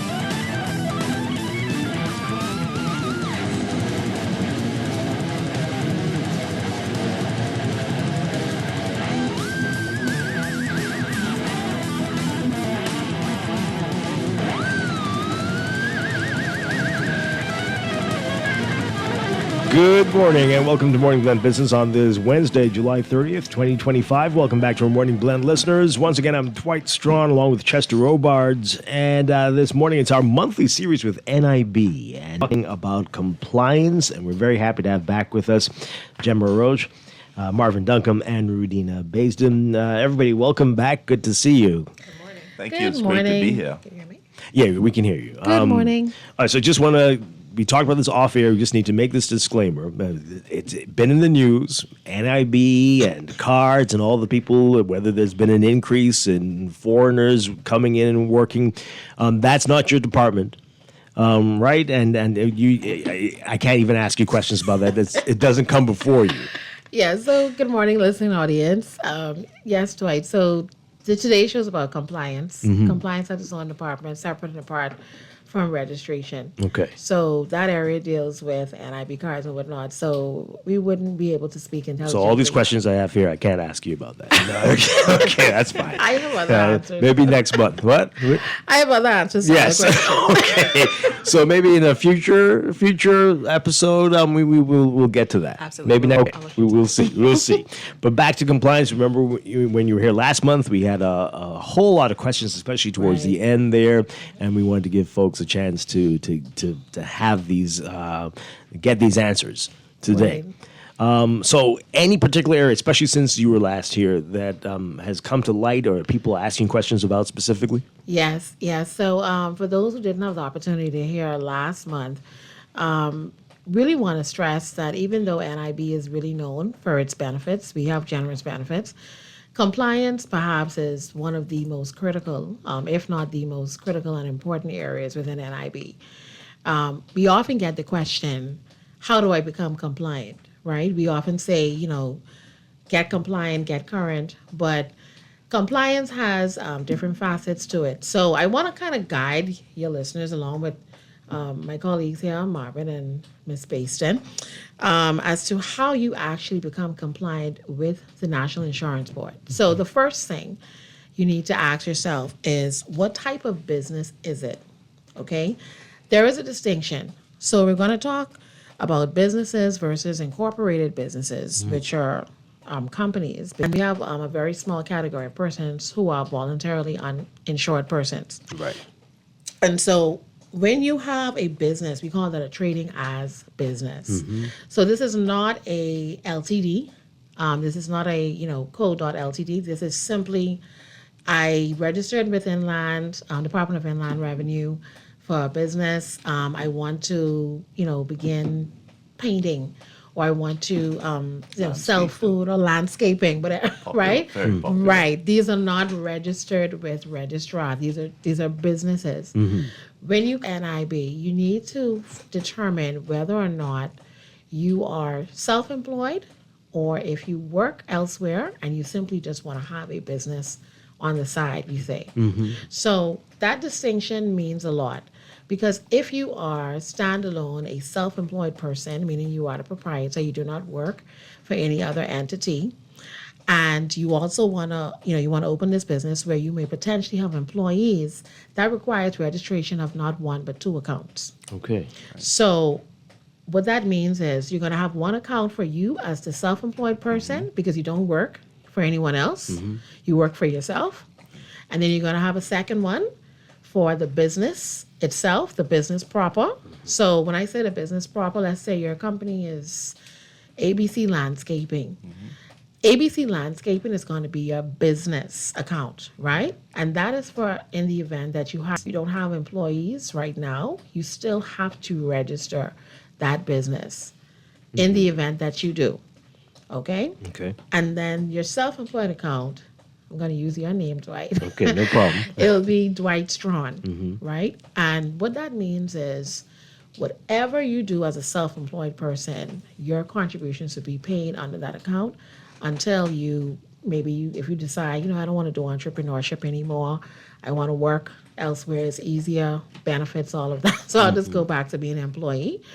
Until that time, your self-employed account remains open. And the reason why I'm emphasizing this is because a lot of times we have persons who come in, they get a brilliant, I call it a epiphany. You know what? I don't want to work for anyone anymore. I want to just go off and just run my own business. We had a lot of that, especially after COVID, right? Persons realize I don't need a 9-to-5. So you come in, you register with National Insurance, and then somewhere along the line, you may have started working back with the Nassau Guardian, right? You forget about this account that you registered with NIB. You opened up a self-employed account. You open up the business account like I spoke about.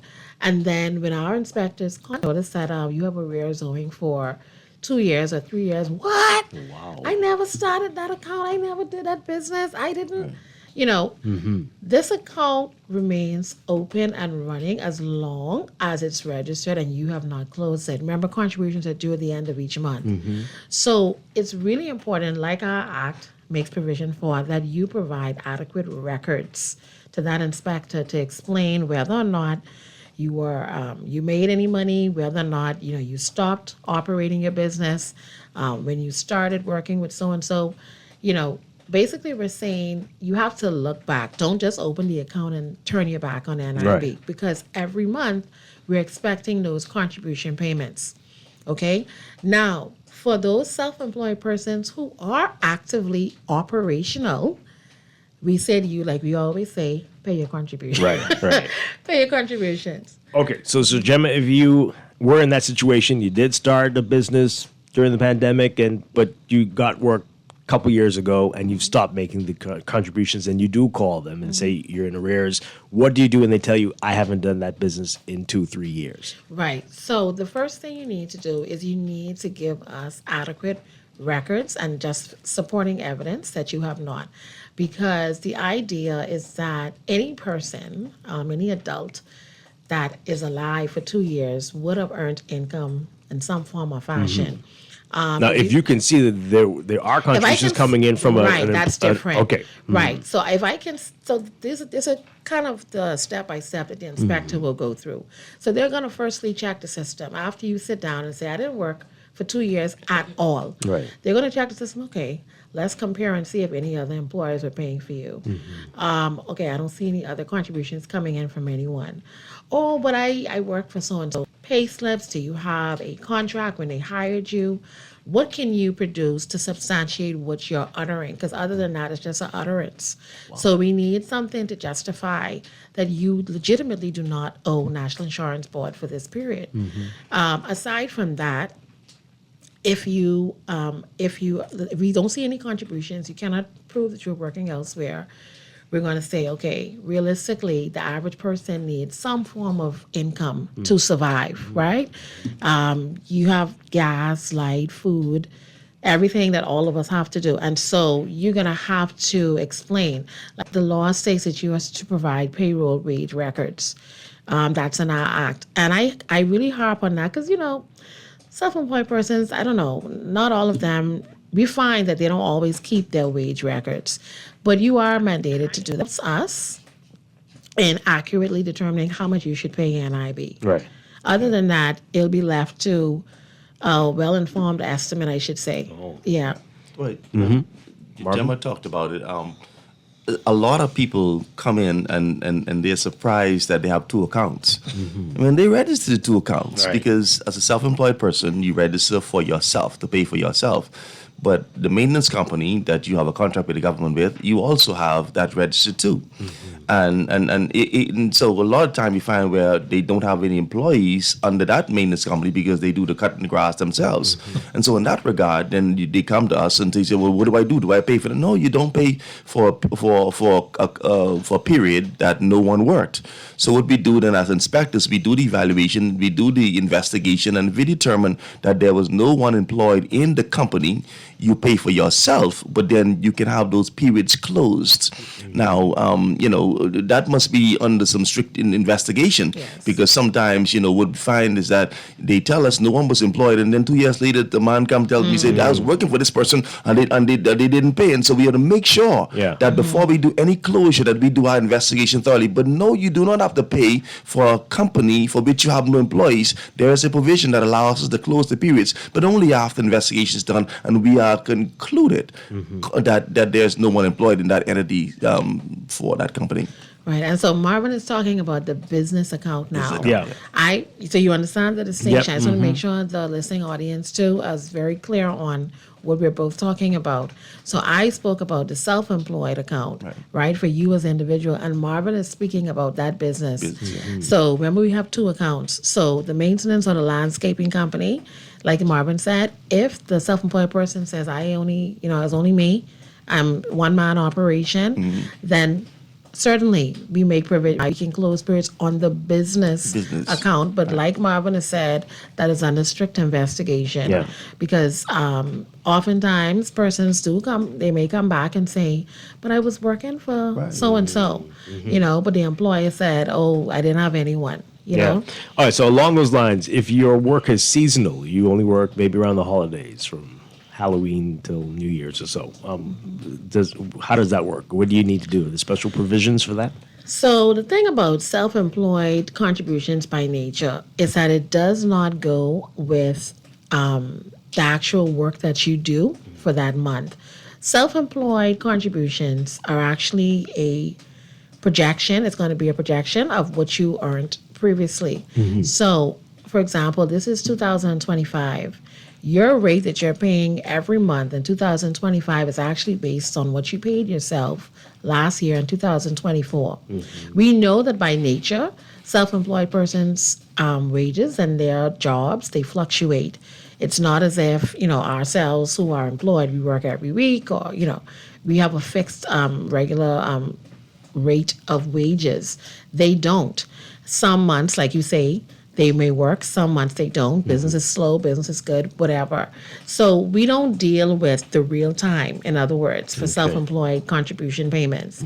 That's always going to be based off what you paid yourself last year. So for the purpose of quick math, it's early, like I said, early, but let's just say you paid yourself $12,000 last year.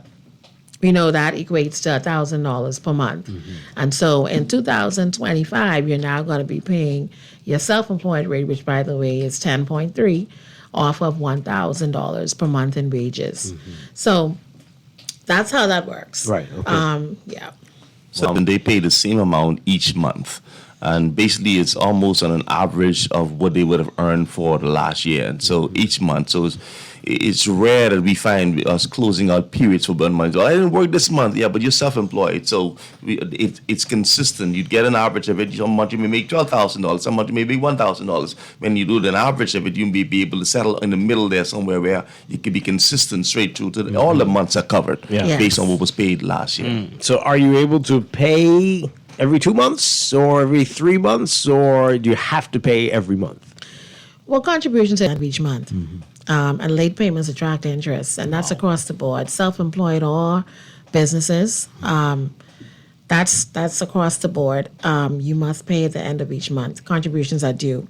And I wanted to go on to the other type of account, I should say, with NIB, because we talked about the trading as business. We also have the incorporated business, which is a company, right? So the companies pay a little different. Because a company is considered a legal person, the principals, the directors, the accountants, whomever, they actually would be paid as employees of the company.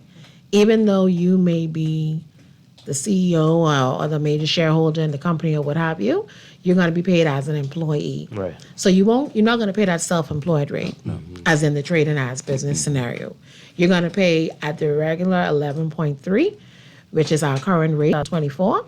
So everyone in that company will be paid as an employee. So this is why answering that first question, what type of account is it, is very critical. Yeah. I'm trying to clarify, so the persons know how they should approach NIB when they do. And you wouldn't need two accounts if you're the owner of the company. You would not, exactly. Right. You would not need two. It's just one single account as a company. Right. And That sounds like a benefit. No? Even though the rate is higher, it sounds less. Well, we do it because, like I said, legally a company is a person. Yeah. So that if the company is a person, the proprietor can't be a person. It's one person. Yeah. So the company is like the person, like the self-employed, if you want to use it like that, that's paying for the staff, in a sense. Okay. All right.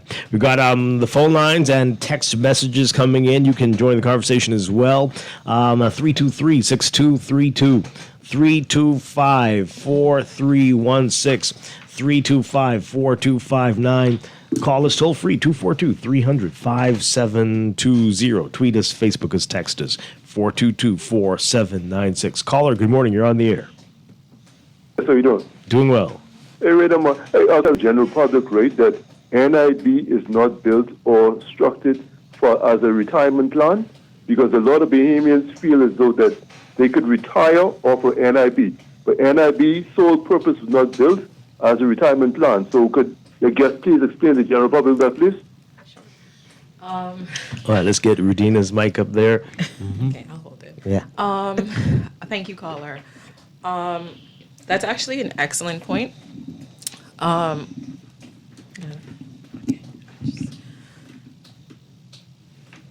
Okay, there we go. All right. So that's actually an excellent point. So I thank you for calling in.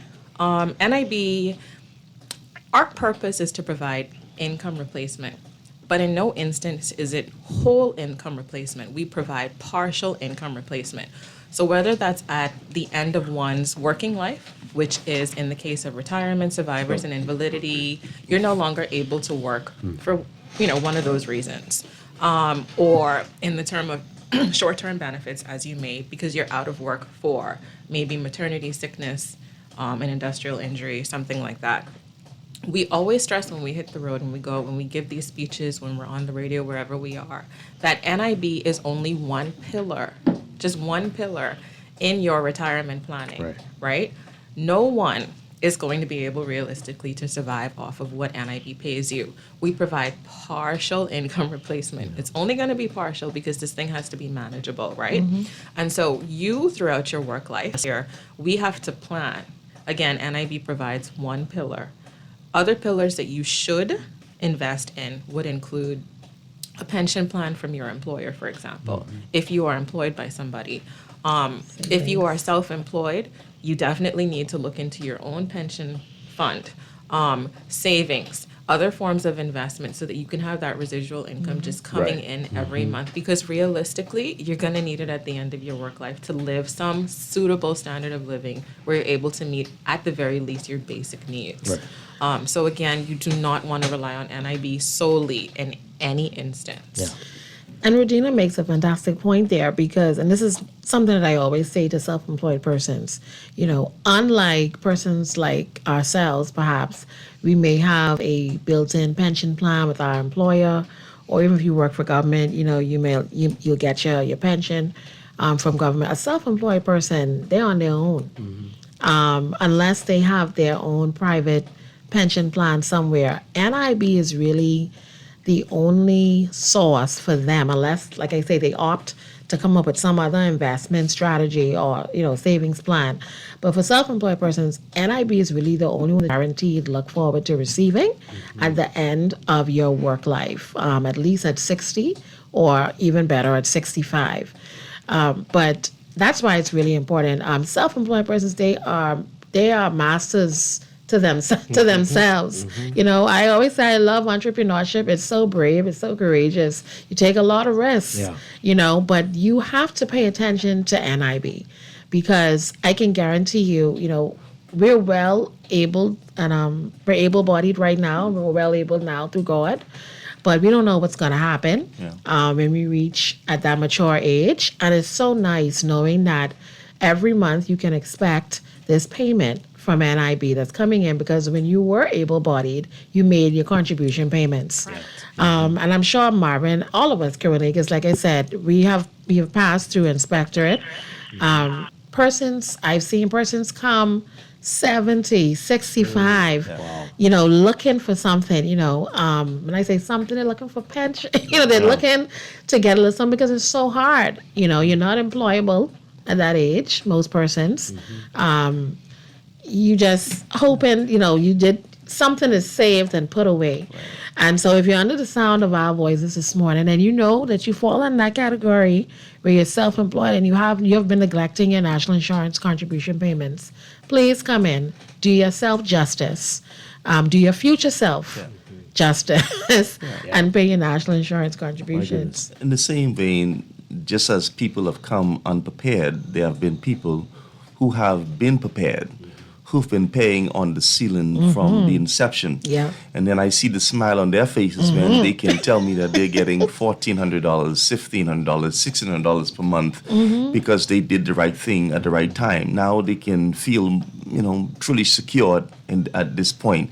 So yeah, I think self-employed person really must take this seriously because this is perhaps their only form of pension that will be coming to them. And it determines, you determine what you'll get. If you want to get, $280 or $300, then you tell me that you make $150 for the month, and you argue with me, and you tell me that's all I make, sir. That's all I make. I say, okay, sir. And at the end of the day, when you're getting $300 a month, and can't tell me you can't survive because you determined that, man. And then your friend, you come tell me, but my friend getting 14 a month, your friend gave and paid what they were supposed to. Now they can reap the reward, so it's in your hands. Totally. Wow. If I may. Something else. But before you go on, how common is that though? How is that? Very. Very common. Because a lot of people, when they're working, they do not feel the need to make anything beyond. I said, $300 is a magic number. Yeah. That's all I make per month. What's it, man? That's per month that you pay. That's not even $100 a week. That's it. Yeah. So it's ridiculous. And then they argue you on the point. And because they have no wage record and they want to do, then okay, go ahead and that's what you feel comfortable with. We know that it's going to hurt you in the end. Right. But go ahead and do that if you want to. And not even as far as retirement benefit when you reach 60. Let's say you get sick. Absolutely. Yeah. You still have short-term benefits. If you're a female, let's say you give birth, you have a child. You have maternity benefit. Invalidity as well. God forbid you become an invalid. It affects so much. People try to lowball us. Yes, they do. They try to lowball. But they're only hurting themselves. They're hurting themselves. Wow, Regina, sorry. I like to implore or reach out to the working community, so persons who are employed by somebody. It's one thing to be self-employed and to have that in your hands. You control your future, your destiny, right? But as an employed person, we like to say to them, trust but verify. Make sure your employer is paying. So it's one thing to see that deduction coming out of your pay stub before you get your monies in your bank account or via check, etc. Make sure, come into NIB, sign into the register and self-service portal, however you see fit to do it, but check your contributions twice a year, every 6 months. Don't wait until it's time to put in for a benefit and realize contributions are missing. NIB now has to go after the employer to get these contributions because that's what we use to calculate what your benefits are going to be. Make sure they are there. If they are incorrect, if they are missing, report it to NIB and let us get ahead of it. Don't wait until you need to put in for that benefit and it's a shock. Yeah. And as you said last month, so many companies have gone out of business, and that can make things even more challenging when you come back and find out contributions were never made. That's unfortunate. Yeah. And then the last type, it's kind of less known, is our voluntarily insured. So these persons are persons who basically they want to pay national insurance after they would have been formally employed. This is either an employed person who was formerly an employed person, or self-employed person, and they apply for permission to pay to actually register as a voluntarily insured person within 1 year of ceasing their employment. So if you're a person that wants to, you want to continue paying NIB, okay, you understand the benefits, you understand how it's going to impact you, you were formerly employed, you can come in and seek approval to be registered as voluntarily insured. Your rate is going to be a little bit different, and I'm going to go into the rates a bit. So that's another step. So after you establish what type of account it is, you want to determine what is going to be the applicable rate. So we spoke about that briefly already. So if you are an employee, and that's employees of the business, or you are part of this, you work for this incorporated company, you're going to pay at 11.3%. As of July, our rate increase went up. Right. Okay. Now, if you owe beyond July 2024, when I say beyond, I mean previously, then you'd also be paying at that applicable rate. So that's for those companies who are really behind. We're talking about over a year, because we're now into July 2025. So we'd have to calculate your contributions off of the previous rate and then make the adjustment for July 2024. Right. Okay. So if you are an employee, then your contributions would be paid at 11.3%. Now, always remember that there's a divvying up of those contributions. So the employee's deduction is going to be the 4.65%, and then the employer pays 6.65, right, for a total of 11.3. So that's how that's remitted to NIB, right? Self-employed persons, we talked about them, they pay at the 10.3%, okay? And so that's how that works out. If you are voluntarily insured, you're going to pay at 6.5%. Wow. Okay. Okay, and all of this, there's a rhyme and reason to this. It has to do with difference in benefits, right? So if you are an employee, you receive all of our benefits. We have over a dozen, or close to 11, I think, 11 to 12 benefits that we offer now. If you are a self-employed person, you receive everything except unemployment benefit. Okay, so that's why there's a 1% differentium between an employed person and a self-employed person. If you are voluntarily insured, you pay at a less rate because you do not receive sickness, maternity, unemployment, or any industrial benefits. It's different. Okay, so that's, we don't want to, rob anyone. Whatever you put in is what you get. Right. That's all right. And then the second thing that you have to ask yourself as a business owner, particularly as a self-employed person, is, am I keeping all of my wage records? We talked about those wage records. Wage records are very, very important. Now, I know if you're talking about a business, they may be more inclined to keep their wage records. But we have a lot, like I say, we are in the field, right? We have a lot of businesses. They pay people by cash. They don't keep any record. They don't use pay slips. They don't use QuickBooks. They don't use anything. Right. So when they come to NIB, it's literally like a needle in a haystack. We're trying to figure out what ought you to be paying, what you ought to be paying. Wow. I don't know if Marvin want to speak a bit more on that. Yeah, the law says that you must keep the records, but a lot of people... Going back how far? How far? Well, from you began, yeah. Yeah, okay. From you began the business. Wow. Because we have the right to go back as far as 1974, and it's without prejudice. People say, well, that's statute bar. There's no statute bar in National Insurance Board. From 1974, if you were registered as a company or a self-employed person, we can go after you and prosecute you if you didn't do certain, or you didn't pay your what you're supposed to pay. But certainly it's important to keep the record so that whenever you speak to us about it, you can have your record to substantiate what it is. Because in the absence of it, then we can determine what it is that it should be. So we are calling upon self-employed person who are the real persons who do not really keep the records at all. Make sure that you keep them. Whatever you pay yourself, keep record of it. Whatever you pay the employees, keep record of it so that we can be able to be in a position to determine what's going on between the employee and yourself. That's very important. And as it relates to employers, if I may, we want to implore them to keep on premises at all times what we call an accident book. Where there are 5 or more employees engaged at any time. So as long as you have 5 or more employees, keep an accident book on the premise. The purpose of this is if somebody gets hurt on the job, it keeps a record of it.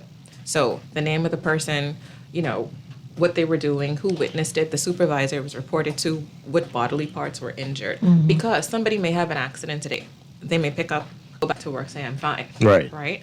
But in a month, they start to feel their back, or whatever the case may be. You have this record to go back to. So employers with 5 or more employees are mandated by law to keep an accident book log record on property at all times. It's readily and easily accessible. All right, and that can be digital. Doesn't mean like an actual book. That's right. You know what I'm saying? An accident book. But it's a record of everything going on. Let's take this call really quickly. Good morning, caller. You're on the air. Are you there? No, we had you holding for a while. All right, this person says here, how long do investigations take? I need to get a tax compliance certificate. Right. So TCCs, for short, those are turnaround time. Once you apply through Department of Inland Revenue's website, it should take 48 hours. We are actually on a very tight time frame, 48 hours or less. For distribution of TCCs. Now, I would say this, because this happens quite frequently. Sometimes persons do not come to NIB first before they apply for their tax certificate of compliance. You ought to come to NIB first. It's not prudent to apply first and then find out that you're being denied when you haven't actually squared away your account with NIB. You need to make sure that your account is actually in good standing first before you apply. So sometimes, it causes a bit of a turnaround because you would have just simply went and applied, knowing that you may have neglected paying your contributions or bringing your account up to date or reconciling. You need to have a conversation with your inspector. When you're operating a business, your inspector with national insurance is so key and critical. If you don't know who your inspector is, please visit any of our offices, with the exception of Carmichael Road, because that's just Occupational Health and Safety Unit. But you can visit Wolf Road office, you can visit Fox Hill, you can visit our main office on Blue Hill Road. Find out who your inspector is. Find out what the status of your account is. If you're operating a business, you must know, because why? To get a tax certificate of compliance, you have to come through NIB. If you are a person who is on a work permit, you have to come through NIB to get an immigration letter of good standing. So you need to have a very intimate relationship with your inspector to make sure everything is squared away. You need to know what's going on with your account. Don't let it be a surprise, when you find out, Inland says, oh, you're denied, and you still have to come back to NIB. So I think the caller was talking also concerned about how much time it takes to investigate the request for closure as well. Because the minimum will be 48 hours because there's a lot of work that has to be done. So how it works is that they present a letter to us saying, "Dear sir, whatever, please be advised that no work was done or I had no employees for the period between 2024 and 2025." And we have to determine that. So sometimes I have to go to the work site to where they are. Last week I drove out the Clifton Pier twice, Dwight, because they would, because they told me, well, I have no one. And I said, this area is almost a mile that you're cutting, and you're 7 years old, man. I don't believe that. So, and it's not that I don't disbelieve it. I want to verify. I want to make sure that I'm sensible in my investigation. I drove out there. I wasn't able to speak to anyone, and the next day I took photos of it. I drove the next day, speak to the persons around. They say, yeah, that fella brings some people with him sometimes, but most times he try to do it. So I have to make a determination. and I drove twice to Clifton Pier from my office on Fox Hill to make sure that I'm doing right by that person. So it can take me a minimum of 48 hours to get to that point. Yeah, and also too. I'm speaking about closures. Sometimes we have persons who may be on, say, a government contract. Let's just say landscaping, and they work for, let's just say, Nassau Guardian, but they're telling us that they cut the grass, but you're 9 to 5 at Nassau Guardian. Wow. These are things that we have to investigate.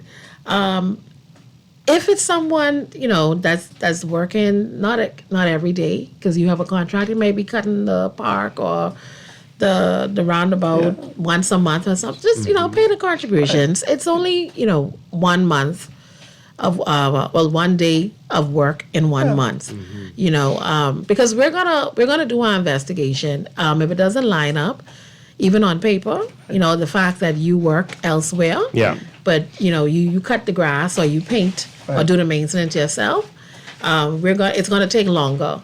All right, so I think this is similar to something you mentioned before. We only have about 30 seconds left here, but there's this person saying they have a full-time job, but they have a side business. Mm-hmm. Do they need to have a separate account for self-employed? If they're not self-employed, but definitely they would need to get the business registered. They're the only employee. Yeah. So because in the event that they do hire persons, and also because they need to have an account with NIB and for Inland, you have to have something registered. Yeah. So that's going to be the business account. So it would just be simply if it's ABC Beauty, it's beauty salon. You register ABC Beauty Salon. Business account. Yes, just the business, because they're not self-employed. Right. Yeah. But if they don't have a job, then certainly they have to register self-employed. Absolutely. Okay. All right. Great information. The phone lines are lit up, but we've got to go. So I don't know, part 3 at some point. I feel rock, man, We got to part 3. I'm kidding. We're going to do part 3? We have to do part 3. We got to do part 3. But thank you for being here this morning. Thank you. We appreciate Thank you. you. Roger, Marvin Duncombe and Regina Baisden. Thank you. It's always great having you all with us. Thank you. On the show. Have a great Thank day. You. All right, Chester Robards, thank you as well. And thank you for listening, everybody. We'll be back tomorrow morning with more Morning Blend and Morning Blend Business here on Guardian Radio 96.9. Our NIB series every 4th Wednesday each month. So stay tuned for that in August. Here, Ron the Clock there in green, coming up next.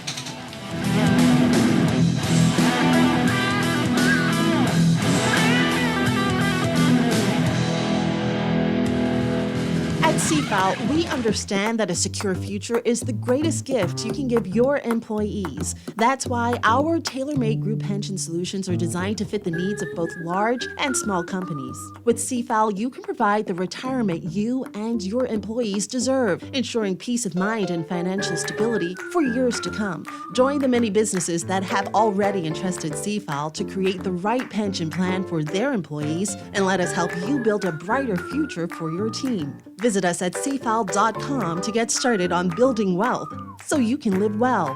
CFAL, growing wealth for future generations.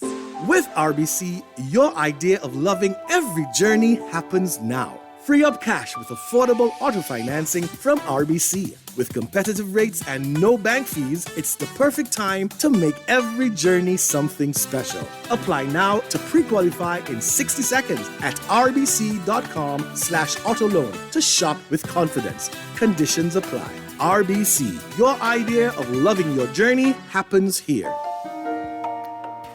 Southwest Plaza has so many stores, I've been trying to find a sensible way to list them all. There's CBS Bahamas, the Ashai Institute, BENC Snack World, Bamboo Shack Bahamas, Air, the Athlete's Foot, and BTC, Games and More, John Bull Fine Threads, Alive, Bahari, Dairy Queen, 700 Wines and Spirits, Sandy's Clocks and Island Lock, Starbucks and Lowe's Pharmacy, plus Marco's Pizza and Lorraine. Southwest Plaza, West Plaza, stop by today and explore. Throughout history, from bartering in ancient markets to the invention of paper currency, convenience has been at the heart of the way we pay. As time marched on, so have we, from barter to cash and cash to digital. Whether you pay with an online bank transfer, digital wallet, or contactless card, with digital payments, options abound. The world never stops evolving, and neither should you.